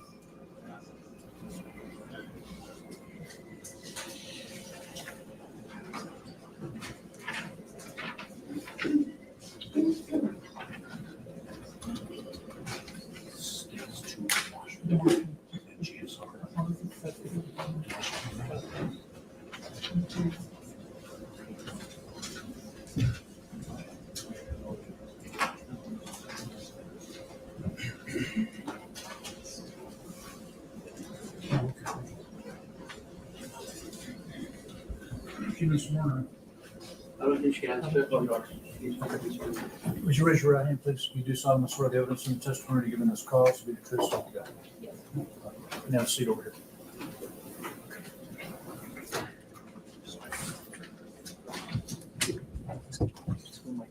Yes. Proceed, Judge. Please. Good morning. Good morning. Can you please say your name for the record? Inés Edith Terrazas. Ms. Terraza, are you employed? Yes, What do you do for a living? I'm an operations manager From where? for auto truck transport. From where? I'm sorry. For auto truck transport. Is that here in Laredo, Texas? Yes, sir. We're located on Mile 13. Oh. Do you have a family? Yes, I do. Because it's how many members? My oldest daughter, Erica Torres, and I have 3 boys. And their names? Miguel Torres Jr., Luis Emanuel Torres, and Christian Ivan Torres. And what are their ages? My daughter is 32. My Erica Torres is 32. Miguel is 30. Luis is 27, and Christian is 26. Okay. And are you married? Yes, I am. Okay. Do you have any grandkids? I have two granddaughters from my oldest daughter, Erica, And their names? Annabella Cortez and Esmeralda Delgado. And how old are they? Annabella is 11 right now, and Esmeralda turned 5. And does Esmeralda have a nickname, or she goes by Esmeralda? And she goes by Emmy.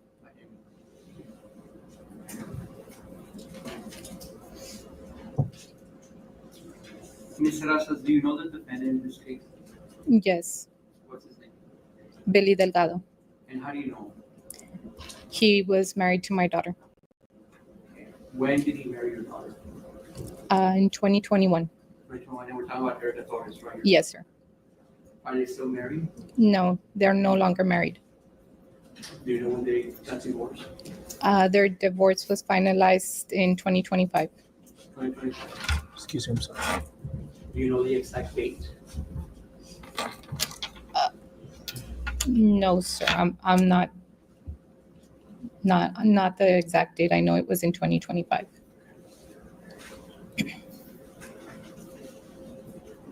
How long have you known the defendant, Billy Delgado? Since 2018. Since 2018. And you said they got married when did they? In 2021. And you also testified they were divorced in 2025. Yes, sir. You just don't remember the month. No. That's fine. Can you describe the relationship between your daughter Erica Torres and the defendant Billy Delgado? It was unhealthy. And that's based on your personal knowledge. Yes. Okay, can you tell the jury how or what you mean by unhealthy? They had arguments. They argued back and forth. Did you ever notice them fight physically? No, sir. I never saw them fight physically. Either Erica or Billy Delgado? Neither of them. Let me refer your attention to June 1st, 2024, Saturday. Do you remember that date? Yes, sir. Okay, can you tell the jury what happened on that date? On June 1st, I was at work. It was my weekend to work.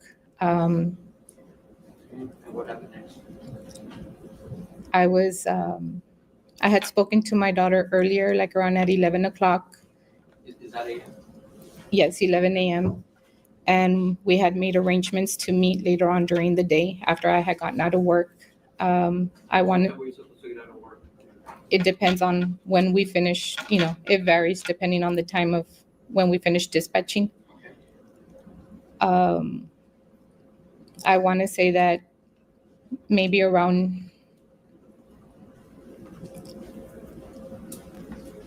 I'm not sure if it was a little bit after 1 when I was getting ready to wrap up and making sure everything had been dispatched. I received a phone call from Billy Delgado's mom, Miss Delgado, and What happened next? I answered the phone, and Ms. Delgado is on the phone, and she's frantic, and she's yelling. And where did you find that out on that conversation, on that phone call? She's yelling that Billy shot Erica, Edith. And I kind of was confused at the beginning because I didn't understand what she was telling me. When you heard those words, how did that make you feel? Or what was going through your head? I was scared because how did she get shot? What was the condition? Okay, what happened next? I asked her what happened, and she's still saying Billy shot Erica. I know it's already been, a lot of it's in evidence, but Okay, so after you got that call from Billy's mom, you hung up, what happened next? I received a call from my niece Kayla, Okay. and Find out on that phone call. Kayla confirmed. She tells me, "Tia, Billy shot Erica." Just what you found out on that phone call. Yes. Same objection. Thank you. Okay, so you got a phone call from the defendant's mom and Kayla letting you know what happened to your daughter. After that, what happened next? I'm trying to leave work so that I can find out what's going on. At the time, neither of them were able to give me any explanation as far as where the incident happened, what had happened, and the condition of my daughter, and where my granddaughter was, because she was in Billy Delgado's possession. And by granddaughter, you mean who? Esmeralda. And at that time, on Saturday, June 1st, 2024, where do you think Amy was? Where Esmeralda was? I knew that she was with her father, with Billy Delgado. Okay, and what happened next? I'm driving, I'm headed to what I thought, since I did not have all of the information, I thought, where do I go?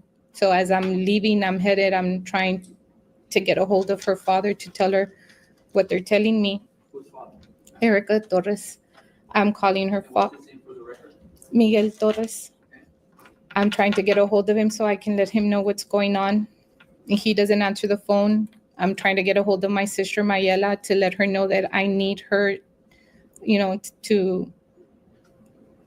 to come, not let my mom find out what's going on because she's elderly. Okay, what happened next? I receive another phone call from Mr. Delgado's mother. Again, Okay, and without stating what she told you, what did you find out after that phone call? she just repeats, the same thing. And then she tells me that her sister, Vanessa Flores, is going to be taking Emmy. And I tell her that that's fine. Then I know that Esmeralda is okay. And I receive a phone call from Kayla, and she tells me that they're taking Erica to LMC, to head to LMC. So once you find out about LMC, what did you do next?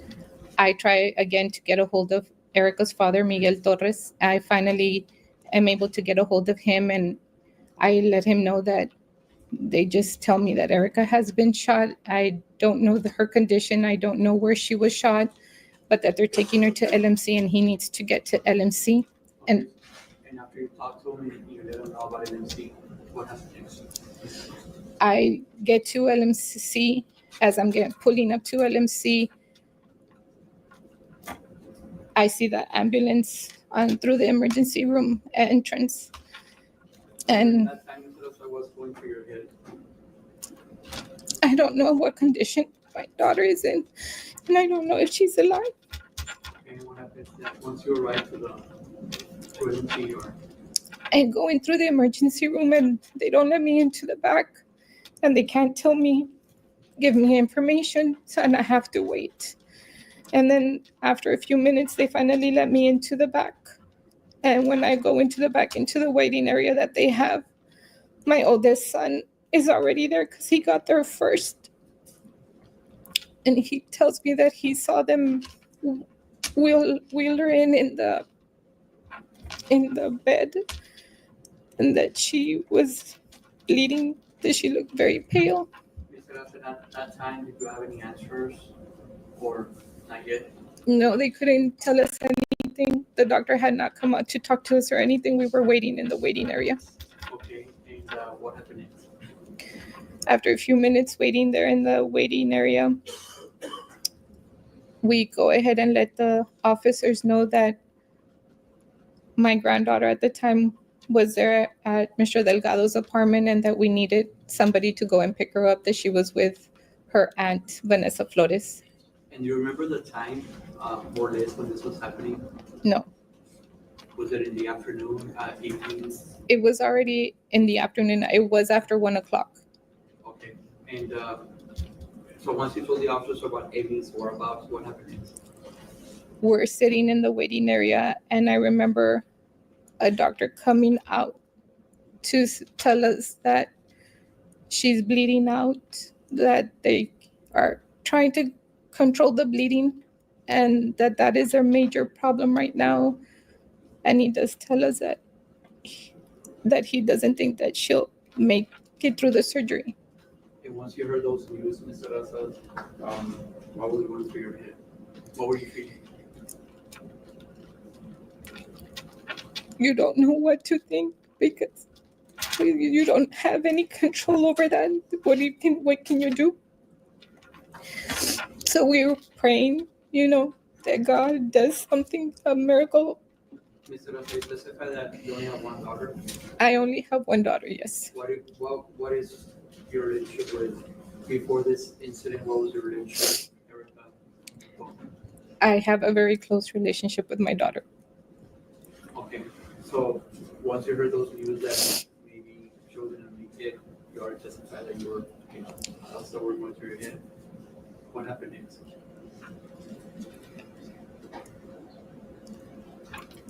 I'm sitting there with her brother, and they had directed us to go they were taking her to the second floor. They were going to continue the surgery from the emergency area up to the second floor. And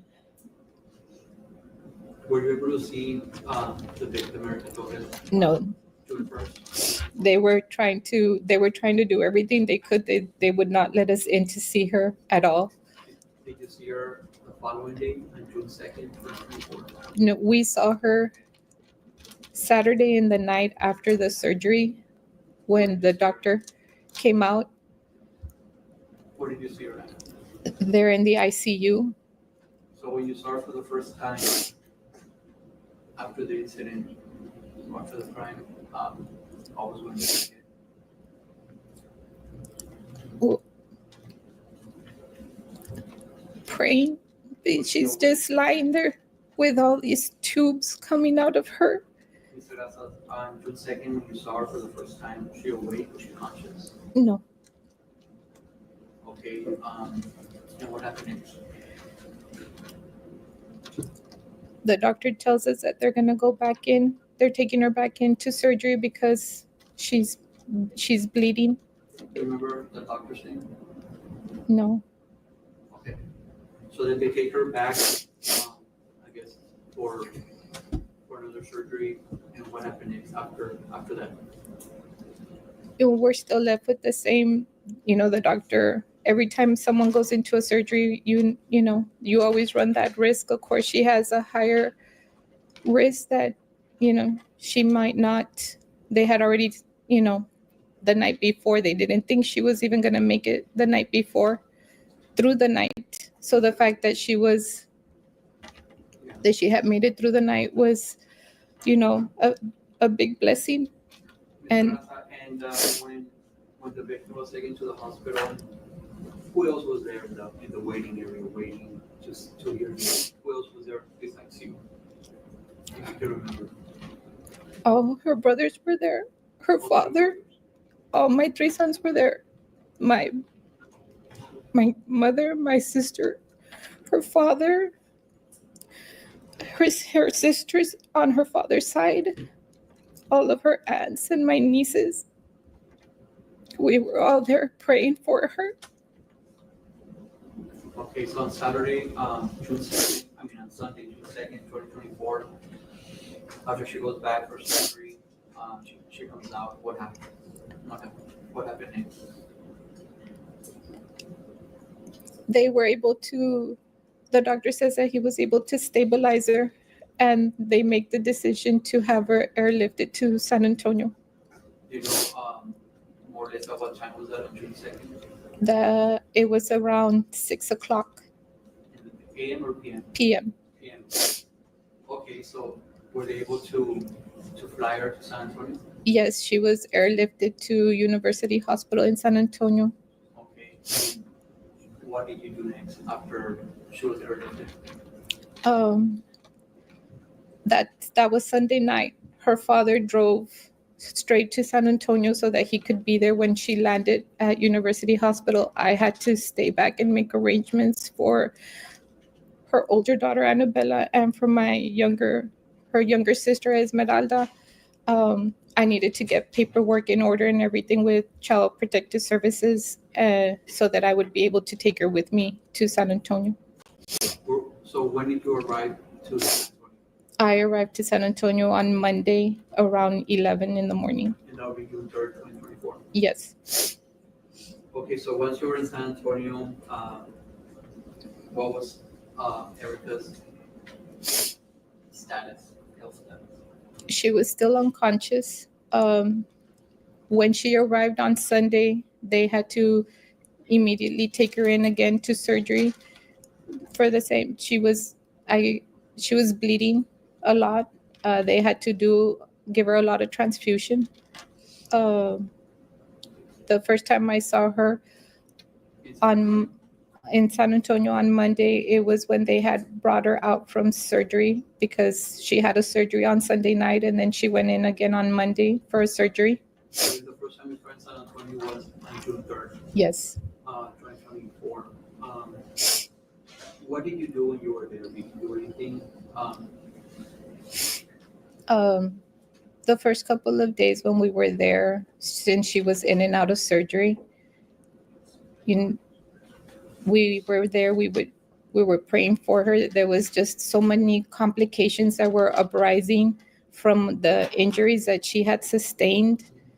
That every day was just something. It was up in the air. If she was going to be okay or not.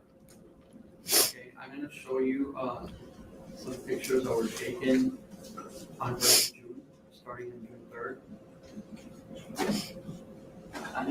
May I approach you, Judge? Yes. I'm gonna show you the exhibits 37 to 43. To 43. Can you show you those pictures?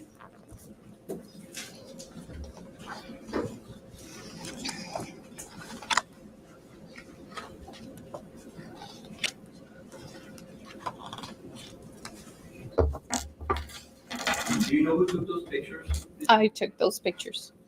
Okay, and they're, again, just for the record, they're exhibits 37 to 43. Yes. Just review them and tell me if you recognize the location, the items on those pictures. Yes, I recognize it's my daughter, Erica Torres. Just yes or no, if you recognize them. Yes. And are those pictures a fair and accurate depiction of the location, the items, the objects as you observe them? Yes. Judge, I'm gonna tender those exhibits 37 to 43 to the defense for any objections.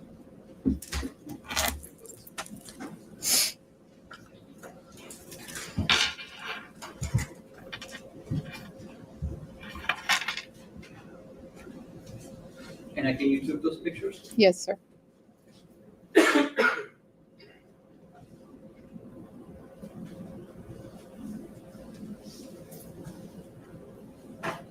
Judge, I have an objection. Can I approach? Yes.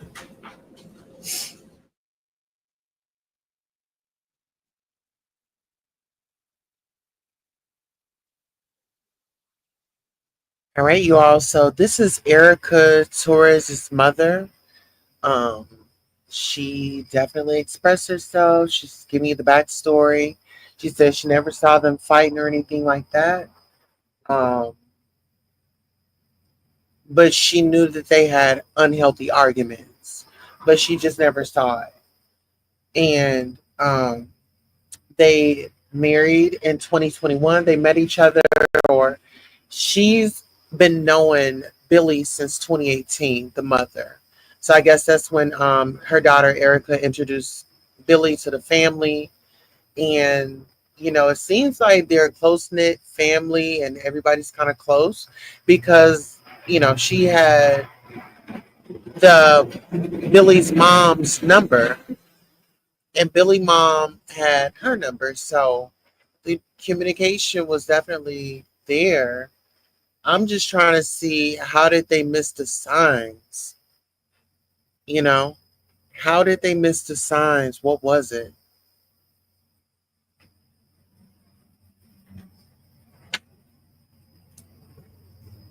Today is Wednesday, July the 30th. The current time is 6:06 a.m. That is Central Time. The year is 2025. Make sure you like, share, and subscribe. Tell somebody that we are live. We are pulling a baby. We are going to be live all day if we can help it, okay? Mhm. Like I said, please make sure you like, share, subscribe. We're just waiting on the attorneys to finish discussing the objection with the judge. One of the attorneys had an objection. I don't know if it was the prosecution or who, because the camera's focused on Inez Torres. Torres. Okay. Remaining. Okay, so for the record, state exhibits 37, 38, and 40, correct? May I use the open? Yes.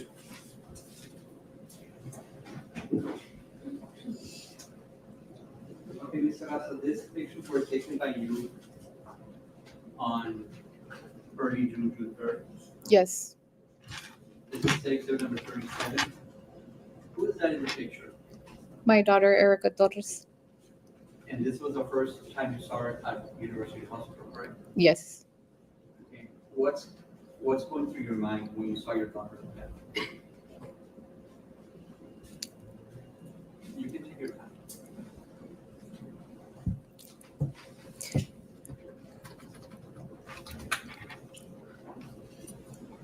She's gonna pull through this and what kind of life she's gonna have for her girls. Okay. I'm gonna show you the picture you also took in early June, which is exhibit number 40. Who's that the picture again? My daughter Erica Torres. And what is this thing on her leg? Do you know? It's a temporary cast for a double. Okay. And I'm gonna show you what's been marked as exhibit number 38. Can you tell the jury what you see in this picture? That is my daughter's abdomen after one of the surgeries when the nurses were going in for wound care. Do you know what this is or what you see? That is, If you don't know, that's fine. it's where they had connected her small intestine. Do you know what this bag is? That is for the secretion from the discharge from her insides. Okay. And again, for the record, you took these pictures June 3rd, early June, right? Yes, sir.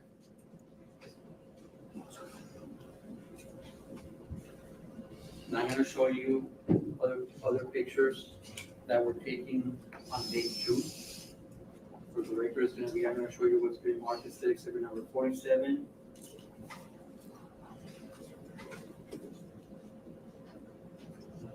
'44 to 47. Can you just review the pictures?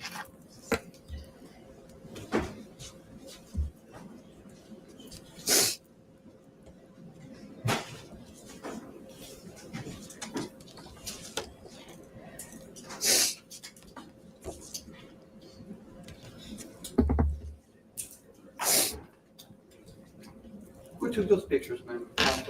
Exhibits 46 to 47. I took the pictures Okay, and they were taken around when? mid-June. Okay, and so you recognize those pictures and you recognize the location, the items, and the object in those photographs. Yes, sir. Okay, and are those pictures a fair and accurate depiction of the location, items, objects as you personally observed them? Yes, sir. To the defense, if there's any objections.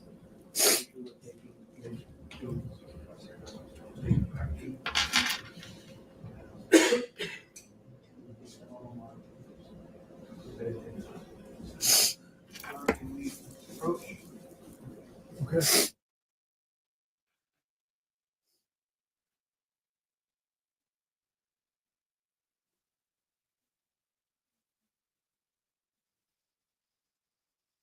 You know what? I'm not even gonna lie to y'all. I wish she would blow her nose. Stop sniffling it up. Just blow your nose. That is really that's grinding my gears. And then I don't know. This mother, I'm not really buying her story. She said that she really don't that she never heard them fighting or anything like that. I don't believe that she's just totally out the loop. She has to know something. She definitely has to know something. Y'all let me know in the chat.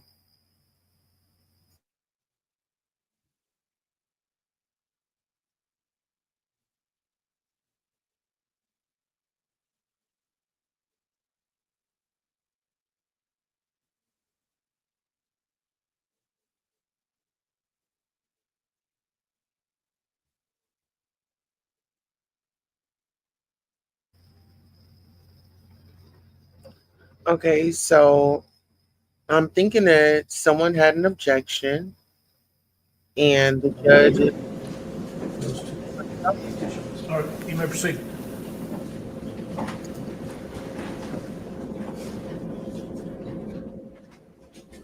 Okay, so for the record, it's gonna be set exhibit number 45 and 47.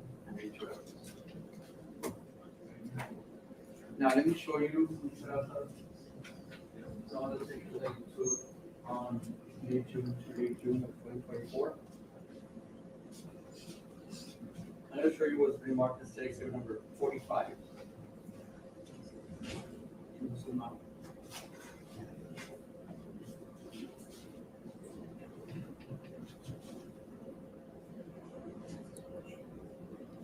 Sarasa, do you recognize this person in the picture? Yes, my daughter, Erica Torres. Okay, can you testify that these pictures were taken about mid-June, late-June? Yes, sir. Okay. Can you tell the jury what you see in this picture? My daughter, wound care nurses had come into the room to do wound care to all of the injuries that she had sustained. Ms. Sarasa, at this time, is your daughter still conscious or she's not unconscious? She's in and out of conscious due to the heavy medication she's on. Were you able to, at this time, communicate with your daughter? Very little. She has a trach in her neck, so she can't speak. So if you communicate with your daughter, how would you do it? She would try to write. We had a eraser board and she would try to write. She would try?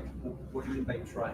She sustained a gunshot to her left hand and she's a left-handed, so it was really difficult for her to write. Okay. Now I'm going to show you what's remarked as exhibit number 47. Is this for your daughter? Yes, that is my daughter. What do you see here on her abdomen? That is the opening of the surgery that she had sustained from when she went in the first time to the hospital. Do you know what this thing is? It's a mesh holding her intestines. And do you know what this thing is? It's an IV they have on her artery from her leg. Okay. And you testified that she was also, her hand was her right. That's a shot that she received to her left hand. Is that her left hand? Yes.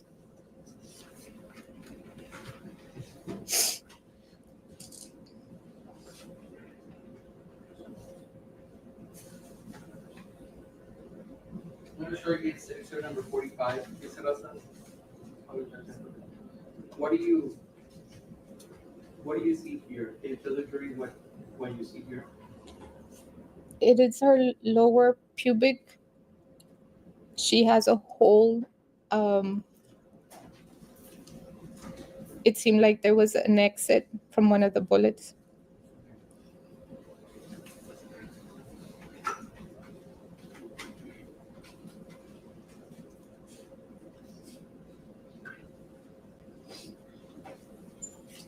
Okay, Mr. Garza, so we're already on late June. How often will you visit your daughter at your hospital all throughout June? Because I know, what were you reciting in June? In June, the majority of the month of June, we were at University Hospital. Okay, so, but you were still reciting where in June? in June at the hospital. Okay, so you moved from Laredo to San Antonio to be with your daughter. Well, not moved, but I mean, I would sleep at the hospital every day. Okay, and throughout the whole month of June, what burdens did you intake? I had to take a leave of absence from my job. I had to make arrangements so that I could take care of her daughters. And I had to be there to be there with her. Okay.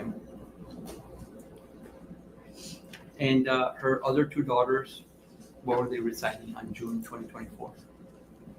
During the time that I was at the hospital, and Annabella and Esmeralda were residing with Annabella's father and his wife. They had helped us so that the girls could stay together. At any time did Amy and the other daughter on June 2024 go and visit their mother, Erica? They were not allowed to see her mom under the conditions that she was in. Okay. Would they ask about their mother? All the time. What would you tell the daughters, your granddaughters? I would tell them that their mom was doing good. Unfortunately, at the time when things happened, Emmy is very verbal, and when she saw her sister that she was picked up, she automatically told her sister that. Your Honor, I'm going to object to whatever you're Oh, saying. hold on, Judge, hold on. Sustain. All right, Mr. Rosa. So now we're pretty much in July 2025. I believe you also took some pictures.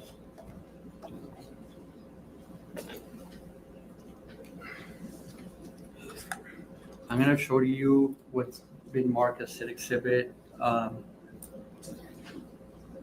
50 through 52.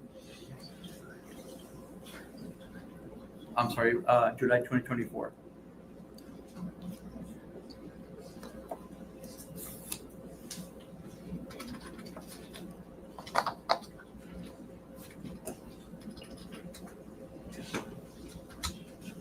Do you recognize those pictures?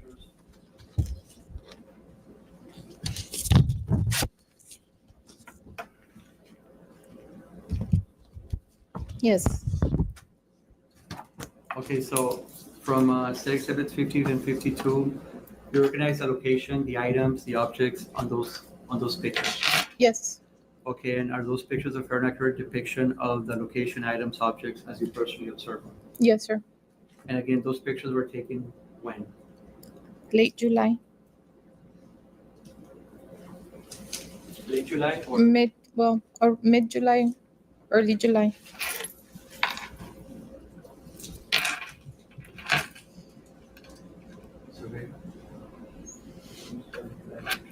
that she took? And again, for the record, who took those pictures? I took the pictures And where did you take them? at University Hospital. No approach, Judge. Yes.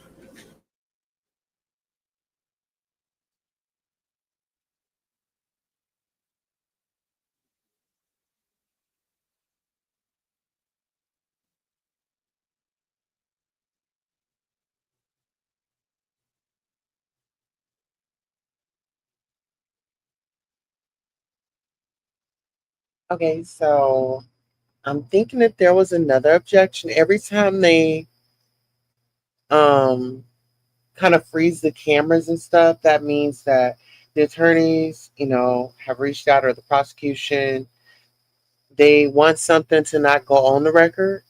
They don't want the jury to hear it. And so they're probably getting something was probably said, and they're going to have it redacted or retracted.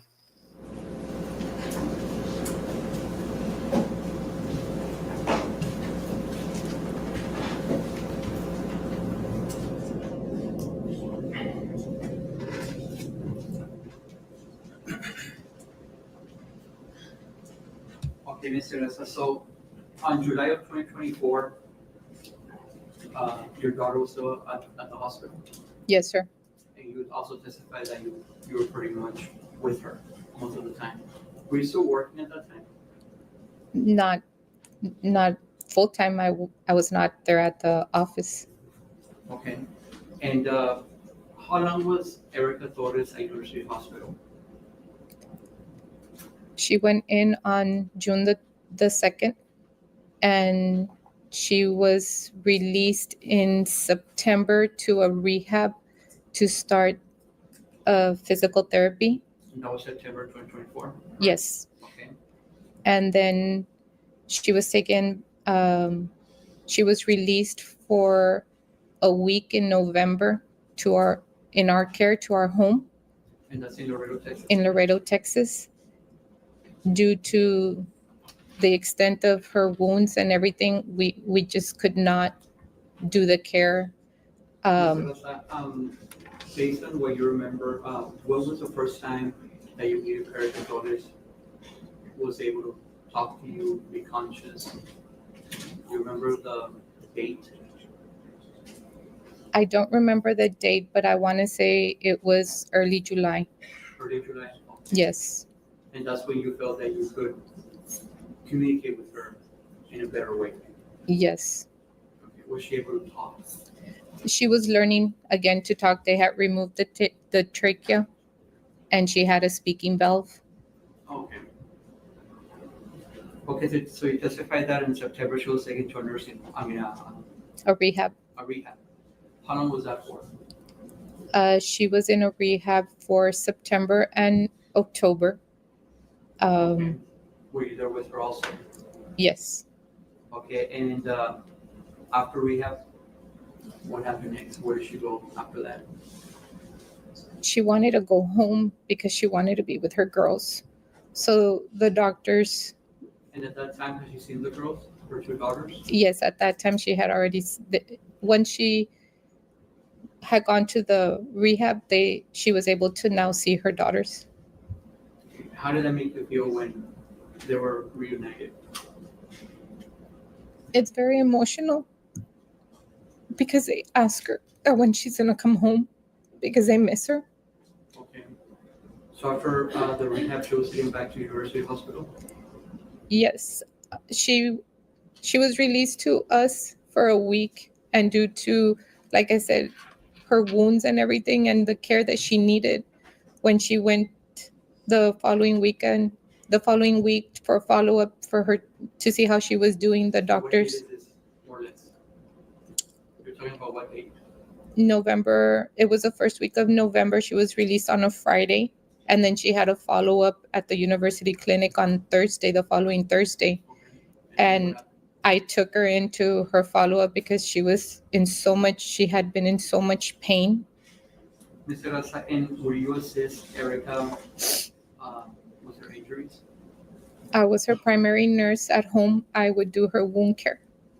Do you have any experience with any medical spouses, or like what made you be her caretaker?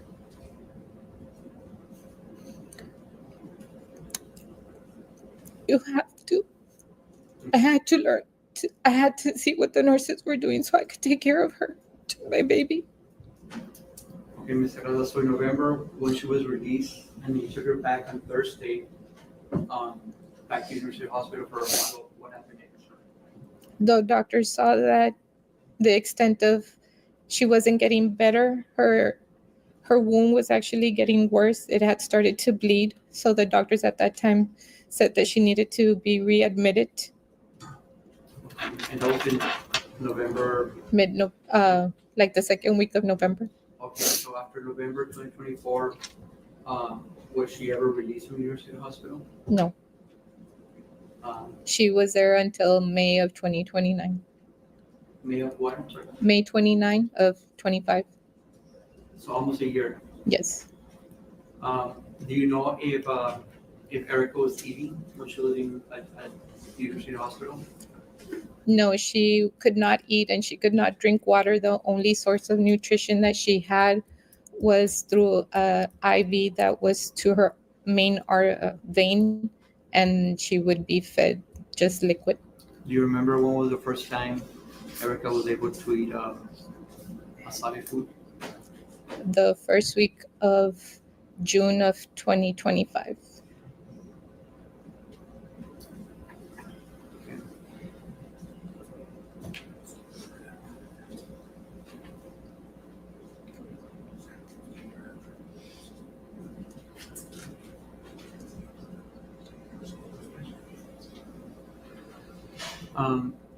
Who's taking care of Erica today, which is we're in we're in July 29th? Who's taking care of Erica as of right now, July 29th, 2025? Erica lives with me. I am her primary caregiver right now. Okay. And what goes through your mind every time you see her? The type of life, quality of life that she's going to have and how she's going to provide for her girls. Okay. That's the witness at this time.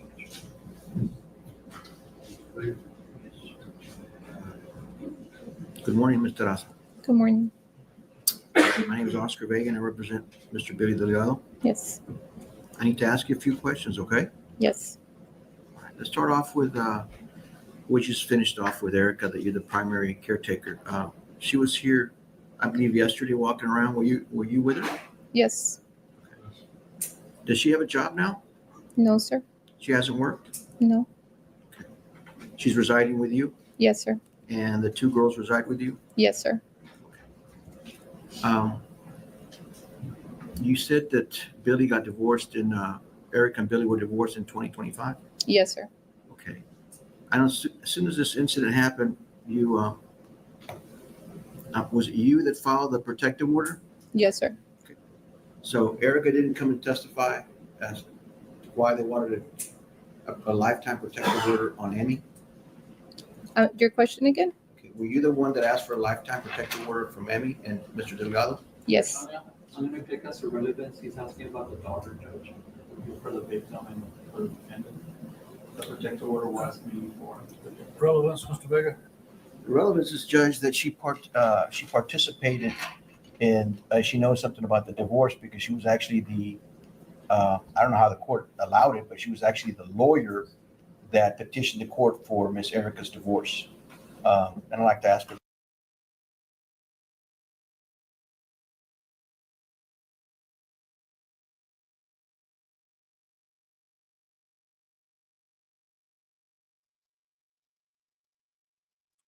Uh-oh. Judge, you can inquire.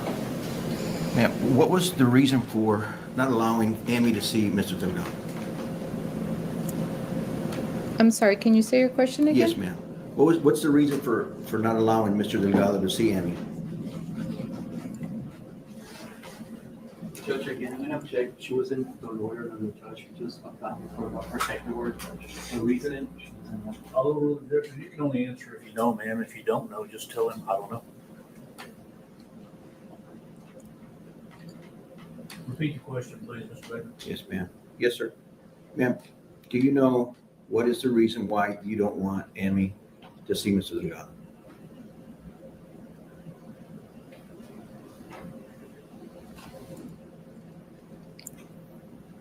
I don't think he's a good character for her. Did you request that through any legal means that he did not see his own daughter before this incident? No. You also came to court and actually petitioned the court for your daughter's divorce while she was in the hospital. Yes or no? Yes. Your daughter's in the hospital in San Antonio. You're here, maybe in this very courtroom, and you're asking the judge to grant a divorce in behalf of Erica, correct? Yes. You're not a lawyer, right? No. So how in the world did you manage to get a district judge to sign off on your divorce decree? I'm going to object, Judge. It was the judge's ruling, Judge. She just applied for the divorce. Erica was already conscious in 2025. So she was acting on her behalf. I'll overrule the objection. You can answer if you know, ma'am. Do you know? Can you repeat the question again? Yes, ma'am. You came to court and you asked judge, which I've never seen in over 30 years, but you asked the judge to grant your daughter's divorce, right? Yes, Did you file the divorce? we filed with legal aid.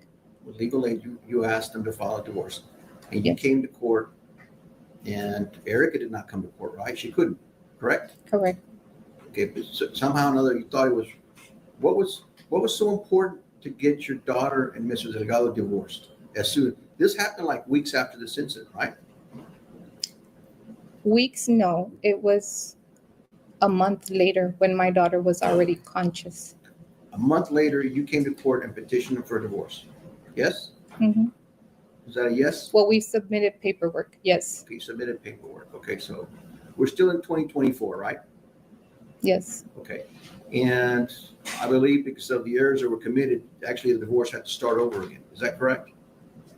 yes, And are you the person that sent someone over to have Mr. Delgado sign documents to terminate the parental relationship between him and Emmy?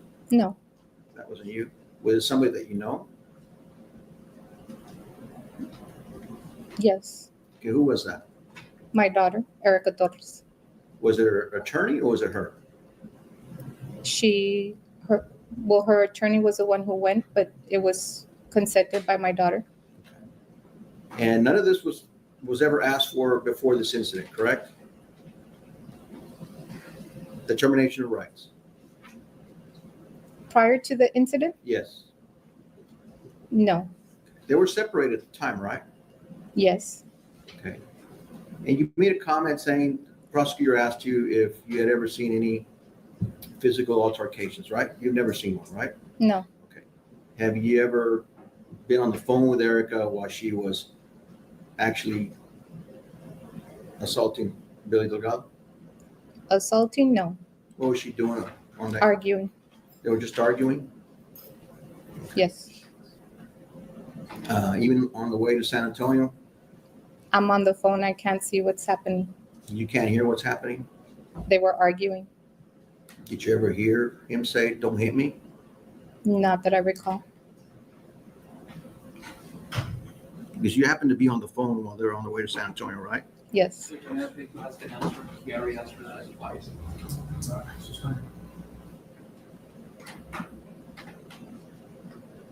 Okay. Very quick, Ms. Teresa.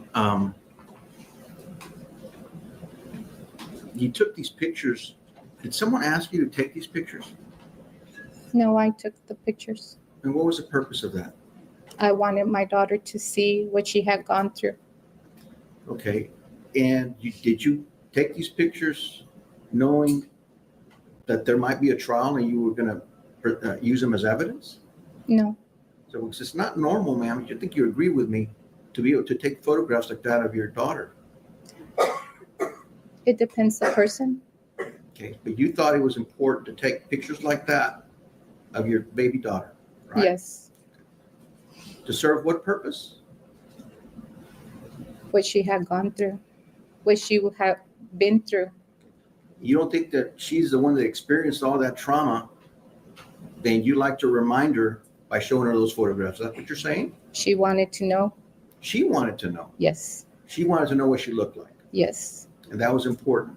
yes, it was. Okay. And it's important for you. Yes, That's all I have, Judge.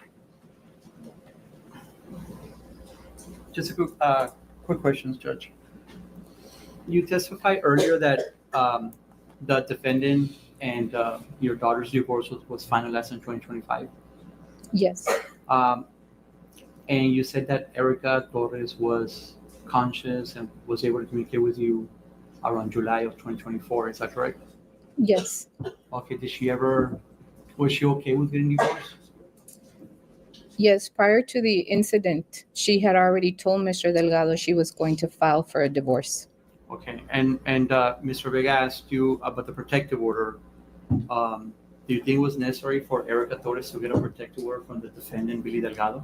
Given the circumstances that he shot her, yes, And do you remember the length of the protective order that the judge ruled on? Order? it was a protective order for life for my daughter, for Annabella, and for Esmeralda, For Amy. Emmy. Okay. Okay, and again, Mr. Vega asked you, why would a mother take pictures of her daughter being in the hospital? Why did you take pictures? Why did you want to take pictures of your daughter in the hospital? I'm gonna check, Judge. She's already answered that question. I asked her the same. That's great, Judge. Okay, I'll rule objection. You can answer. What was it? You need some water, man? Yeah, Will you get some water? she needs water. You need water? I'll wait. She needs water. Water. May I approach? No, I've got one right here. Like your turn? It's you. Please, you can have this one. Please. Okay. Can you go to the restroom? Can you go to the restroom? You okay, man? See, we finish this witness and we'll take a break. Go ahead. Judge. Yeah, let's see, we finish. So we'll take a break. Because I think we got the IT people coming too, so.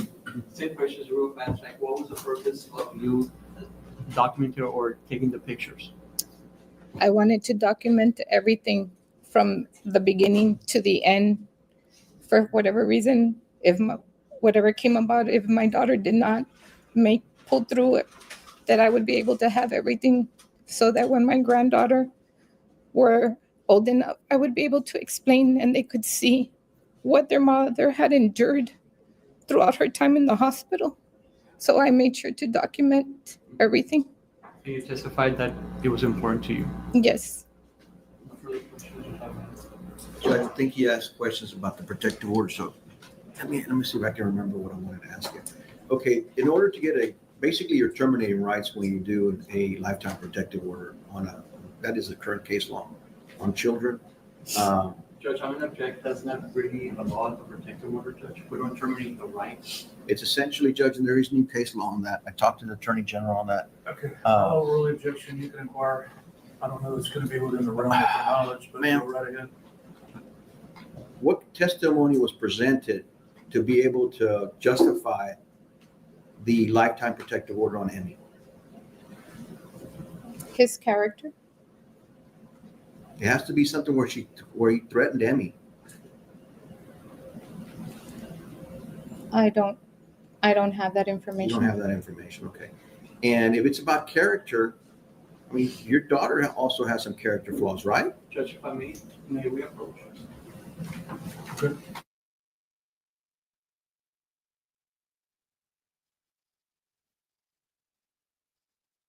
All right, now this is about to heat up, and child, they are doing the absolute investigating that I'm talking about. You have to ask those type of questions. See, they had went in cold with her, and then they gradually start cutting up the heat on her because it's kind of given,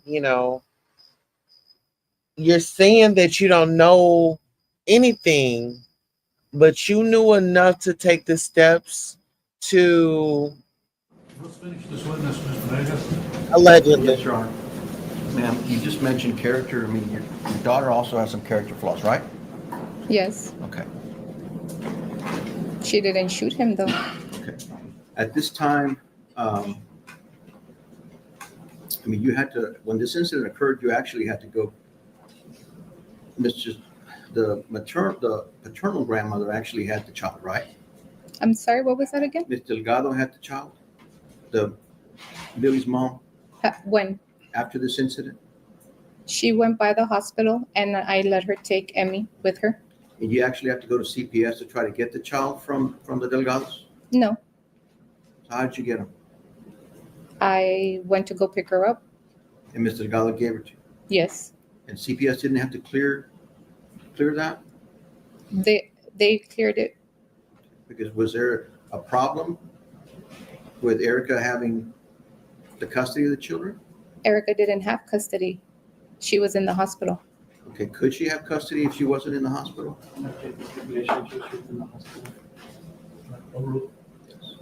That's all the questions I have, Judge. Any further redirect? No, Your Honor. Okay, recall, either side. Not from the defense. Just for punishment. Ma'am, for the purposes of this portion of the trial, you are now excused, not subject to recall. So you're welcome to stay in the courtroom, or you can leave. It's up to you. Thank you. Thank you very much. Okay, what's the status on our IT people, Alina? Yep.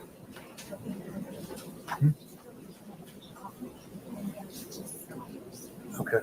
Well, ladies and gentlemen, I'll tell you what, I think there's some technological problems with our screens here, and IT is willing to come down and look at it right now. So let's go ahead and take an early lunch break, and we'll resume in an hour. Hopefully we can get the screens up and running by then.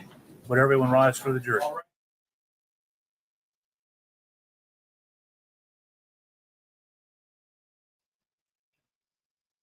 So listen, this is very interesting. And, you know, I feel like when the defense come, they're really going to come in strong, because what it seems like is that mother had plans for their relationship. That mother had plans for her daughter. You know what I'm saying? Like, she was pretty much running things. She went out, filed for the divorce.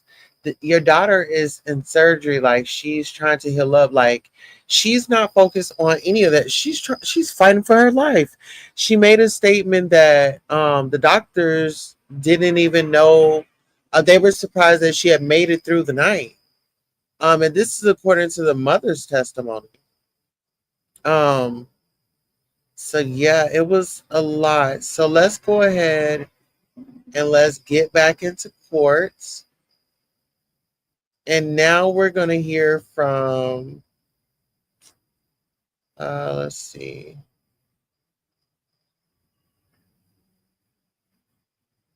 All right, let's get into it.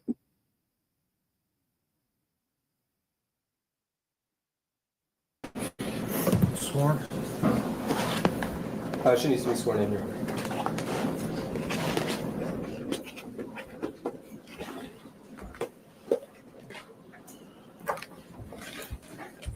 Okay, would you raise your right hand for me, please? You do solemnly swear the evidence in the testimony you're giving this cause will be the truth, so help you God. You have 6 out of the group, please.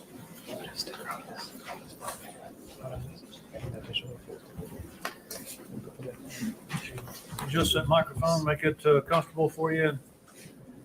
You may proceed. Thank you, Your Honor. All right, y'all. So get into this. This is the estranged wife. Her name is Erica Torres, estranged wife of defendant shooting victim. Okay, so get into it. Get into it. Get into it.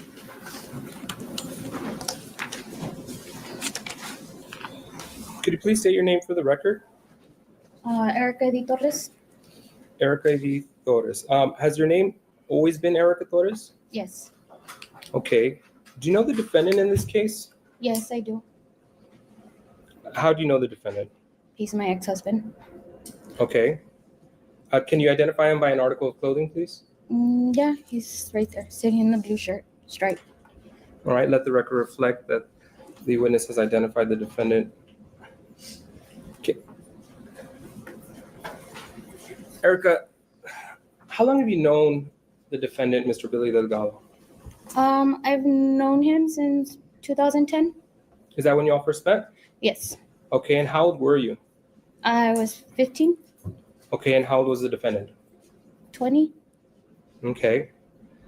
And when did you all start a relationship? We started a relationship in December of 2018. Okay. How old were you at that time? 24, Okay. 25. And you said he's your ex-husband. Do you have any children with the defendant? Yes, we share a daughter. Okay. One daughter? Yes. Who's that? Esmeralda Delgado. Okay. How many children do you have in total? I have a total of 2 children. All right. Are you still married to the defendant? No, I'm not. Okay. When did you get divorced? Our divorce was finalized in 2025. Okay. Why did you get divorced? I wanted to get prior to the incident divorced already. Okay. Now, sorry to stop you there. You said prior to the incident. Prior to what incident? Prior to Billy shooting me, I was already wanting a divorce. Okay. And Why else did you want a divorce? Well, because Billy shot me. Okay, thank you. How would you describe your relationship with Mr. Delgado? It was an unhealthy relationship. What do you mean by unhealthy? We had our arguments, and sometimes they would escalate really bad. Okay. Were these arguments verbal? Most of the time, they were verbal. Would your arguments ever get physical? Yes. How would they get physical? They usually would get physical when I would try to leave the house. Okay, and what would happen? My hair would get pulled. I'd get grabbed from my arms or being shoved. That's how it would get physical. How often would you all fight? It was a constant. I mean, we would argue like any normal married people. We'd always have arguments. Okay. And would you say these arguments were one-sided or? No, sometimes it was me complaining about something. Sometimes it was him. They would just end up escalating. Okay. Why would you all fight so much?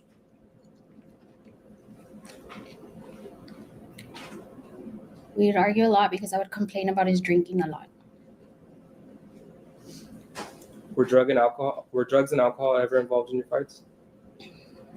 Yes.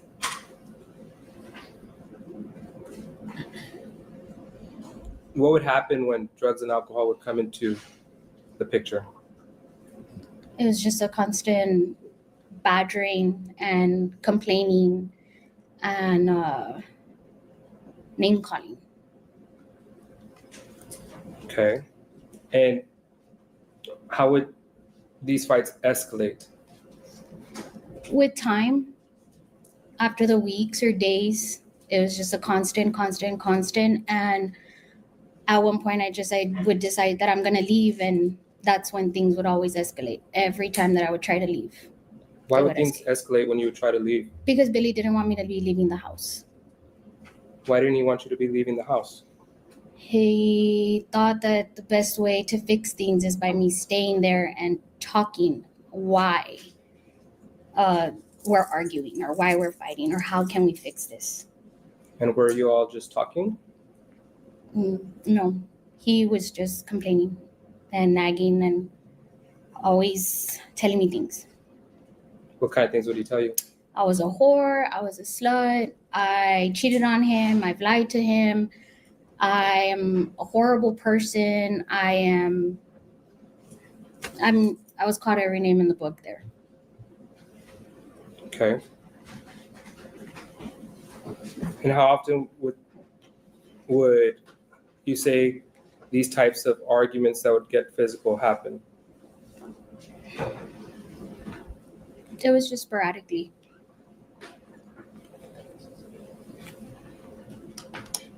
Okay, and did you and Mr. Delgado always live in Laredo? No.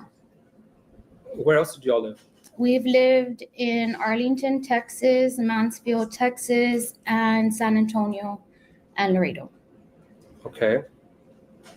When you all got married, where did you all start living? We were living in San Antonio. San Antonio? And were you all still arguing at that time while you were living in San Antonio? Yes. During what time period were you living in San Antonio?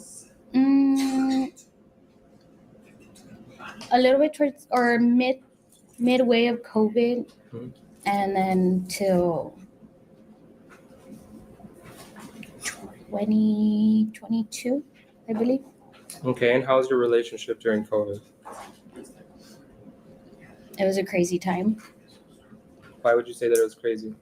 I was working, he wasn't working, he was taking care of the kids, or because it was COVID and there was nothing to do, his drinking got even worse during the COVID time.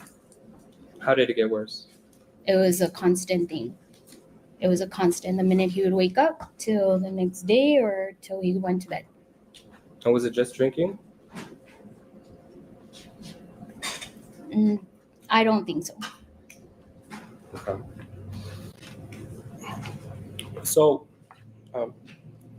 permission to approach, Your Honor, the witness? Yes. I'm going to show you what's been previously marked as State's Exhibit 48. Yes. Do you recognize this? Yes, I do. How do you recognize it? My initials are on it. And you've observed the video on this USB? Yes, I have. Is it a true and accurate depiction of what it portrays to be? Yes, it is. Has it been altered in any shape or form? No, it has not. All right, thank you. I'll tender to defense for any objection. State's Exhibit 48. It's a video. It's a video. So, the one the car. Any objection? Your Honor, at this time we move to enter State's Exhibit 48. Submitted. And Your Honor, at this time, permission to publish State's Exhibit 48. Yes. Thank you.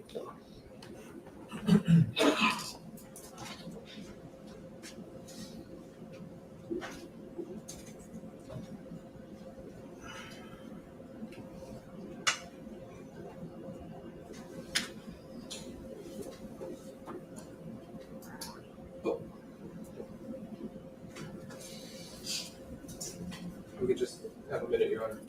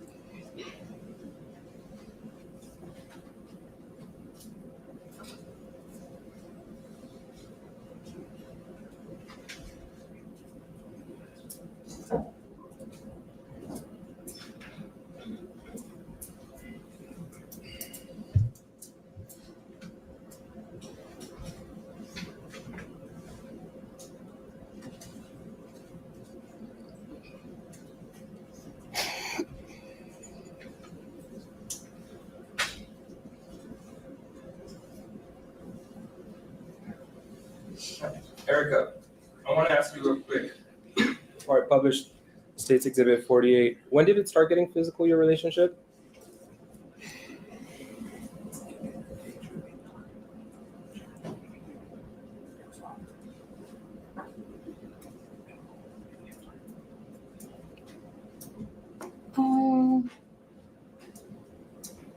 Around 2020.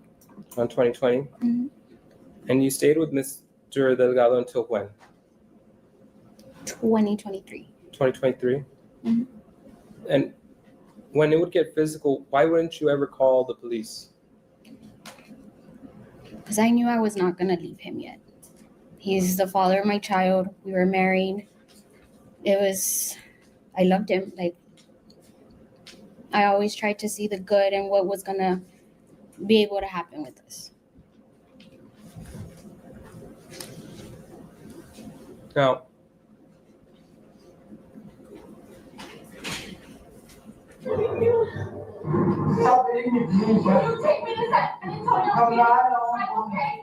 all right.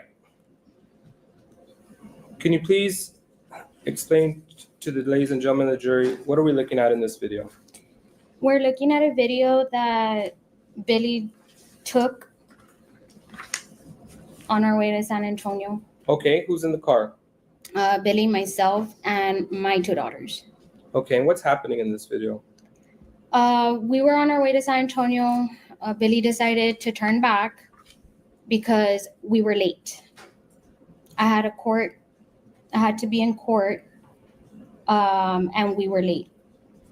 All right, and you sound pretty excited. Why are you so upset in the video? I was upset because since I had to be in San Antonio, if I was not there, I would have gotten arrested, and he knew that. Why did you need to go to San Antonio? I needed to appear due to my probation. Okay, and why were you on probation? I had already, it's called a judification. Deferred adjudication? Yes. Okay.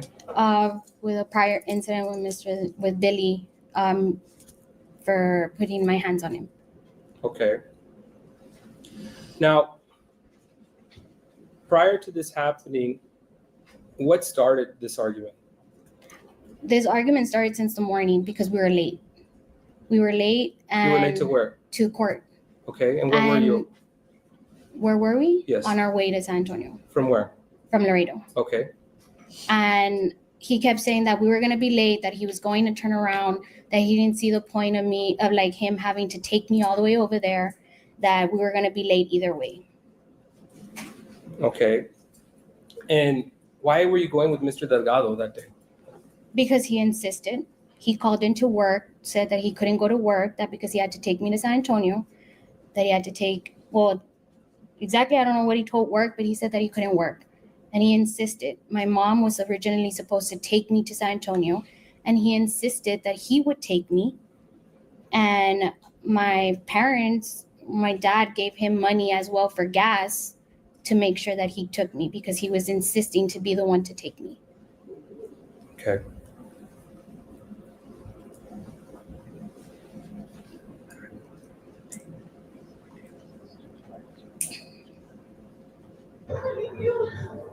Stop hitting me, please. Will you take me to San Antonio? I'm not. I won't pay you. Will you take me to San Antonio? Oh, baby, you're going to show me this situation.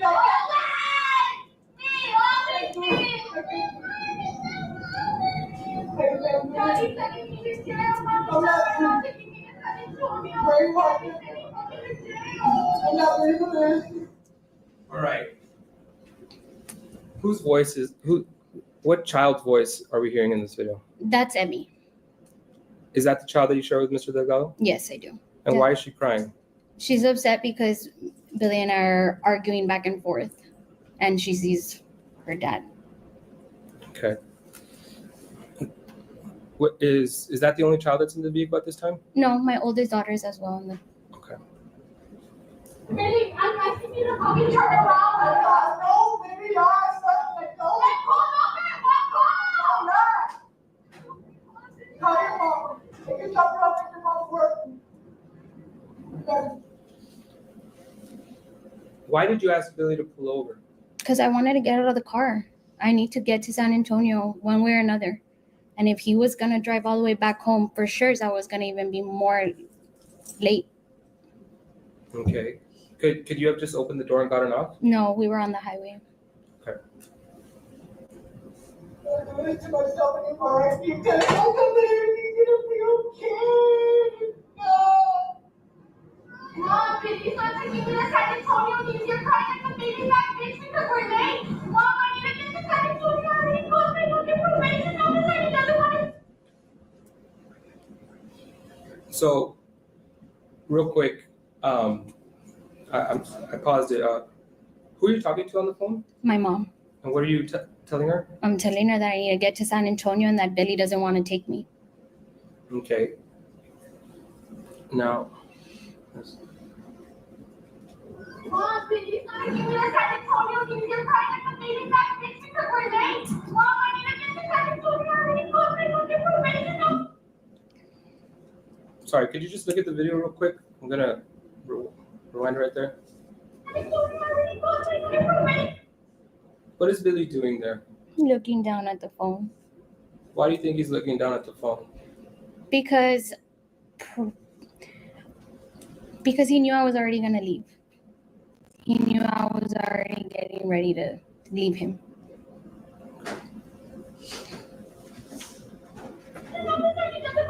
We were on our way and now he turned around. Mom, I really need to get to San Antonio. You're not gonna do it. I'm done like that. You said he's done? Because I kept telling him I'm in this fucking mess because of you in the first place. He literally just turning back to Central Laredo, Mom. Stop hitting me! The girls are in the car! We're gonna crash! You told Mr. Delgado there that you were in this mess because of him in the first place. Why is that?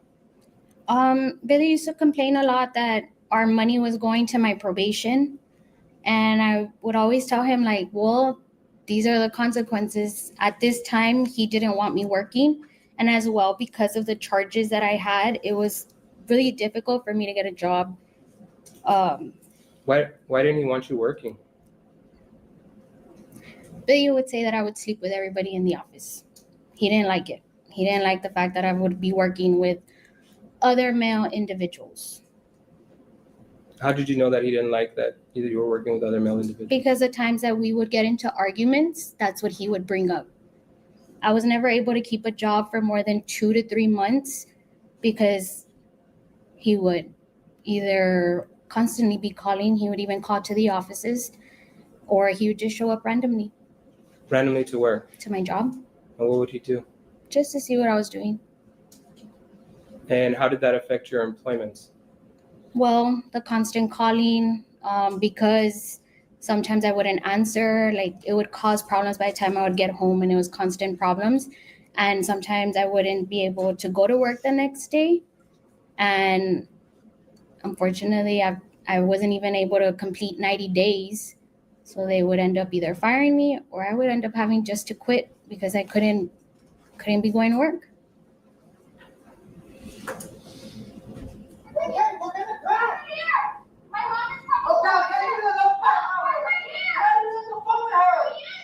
Let me talk to her. Let me talk to her. What can I do, Eddie? I really need you to take the test. So you want me to I'm not going to do it. Hold on right here. I'm going to drop it out where your mom's work is at.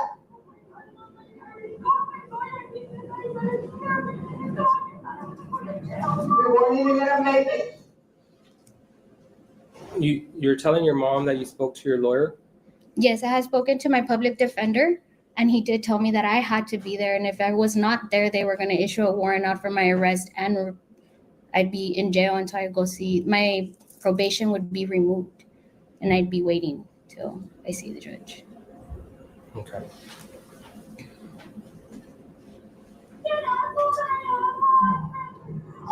I'm not going to say nothing about what happened, but tell your mom whatever you want. I will. Erica, you can't find me in the street! Erica, we're gonna cry! And we're gonna fucking die! I don't care. I'd rather die than put it down. Everybody put their seatbelt down, dude! All right. There you said that you'd rather die than, and I'm going to quote you, that you'd rather die than go to fucking jail. Why did you say that? I don't want to go to jail. I didn't want to have to know that I was going to leave my girls for I don't know how long. I don't know how long the system takes over there. Did you really mean that you'd rather die? No, I didn't. It was just a figure of speech at the time. I was upset. I was riled up because I needed to get to San Antonio. And why couldn't you get off the vehicle? Because it was moving and he wouldn't let me out. Okay. Everybody! You're a fucking piece of shit. I'm not. You're the biggest piece of shit. Who said this my fucking jail? Why are you fucking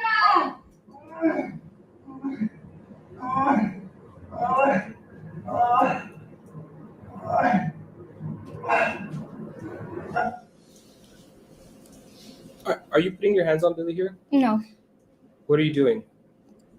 looking out the window. But at any point in time, did you hit him during the course of this video? I did. How did you hit him? And why did you feel the urge to hit him? I was very frustrated because my mom was supposed to take me. She was supposed to take me, and he insisted on taking me. He insisted and insisted and insisted, and my dad gave him money and everything to make sure that I got there. And then for him to just, oh, we're going to be late. You're already going to be late. Like, we're not going. I'm going back. Like, it was so frustrating because my mom told me not to. She's like, I'll take you. Like, she's always told me, don't, like, I'll take you and you can, like, let him go to work. And no, I didn't listen. I was like, no, let him take me. He'll take me. And I should have listened to my mom.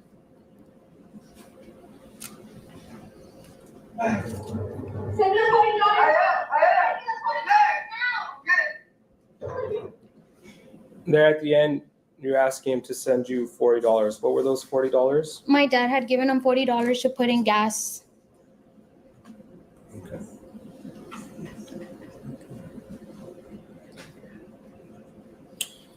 So you mentioned you were on your way to San Antonio. And let me ask you, what was the outcome of your probation? They just extended it. They just added on to the probation. I was able to make it. I was late 30 minutes. Okay, well, hold on. Before we get to that, and let me ask you, did you ever get off this car? Yes, I did. I got off at mile marker 13. I was still actually on the highway. There was 2 trailers in between us, so I was able to get myself and my 2 daughters out of the vehicle. And we walked to the TA, which is a truck stop. And I waited for my mom there at the truck stop with my 2 daughters. Did you get off on the highway or the access road? Were you the exit? Okay. On the exit, there was 2 trailers. We were still on the exit when I got off. And you walked? Mhm. Okay. Who ended up picking you up? My mom. Who did your mom pick up that day? My mom picked up myself and my 2 daughters at the truck stop. And were you all able to make it to San Antonio? Yes, we did make it to San Antonio. I was about 30 minutes late, and the judge was nice enough to wait for me.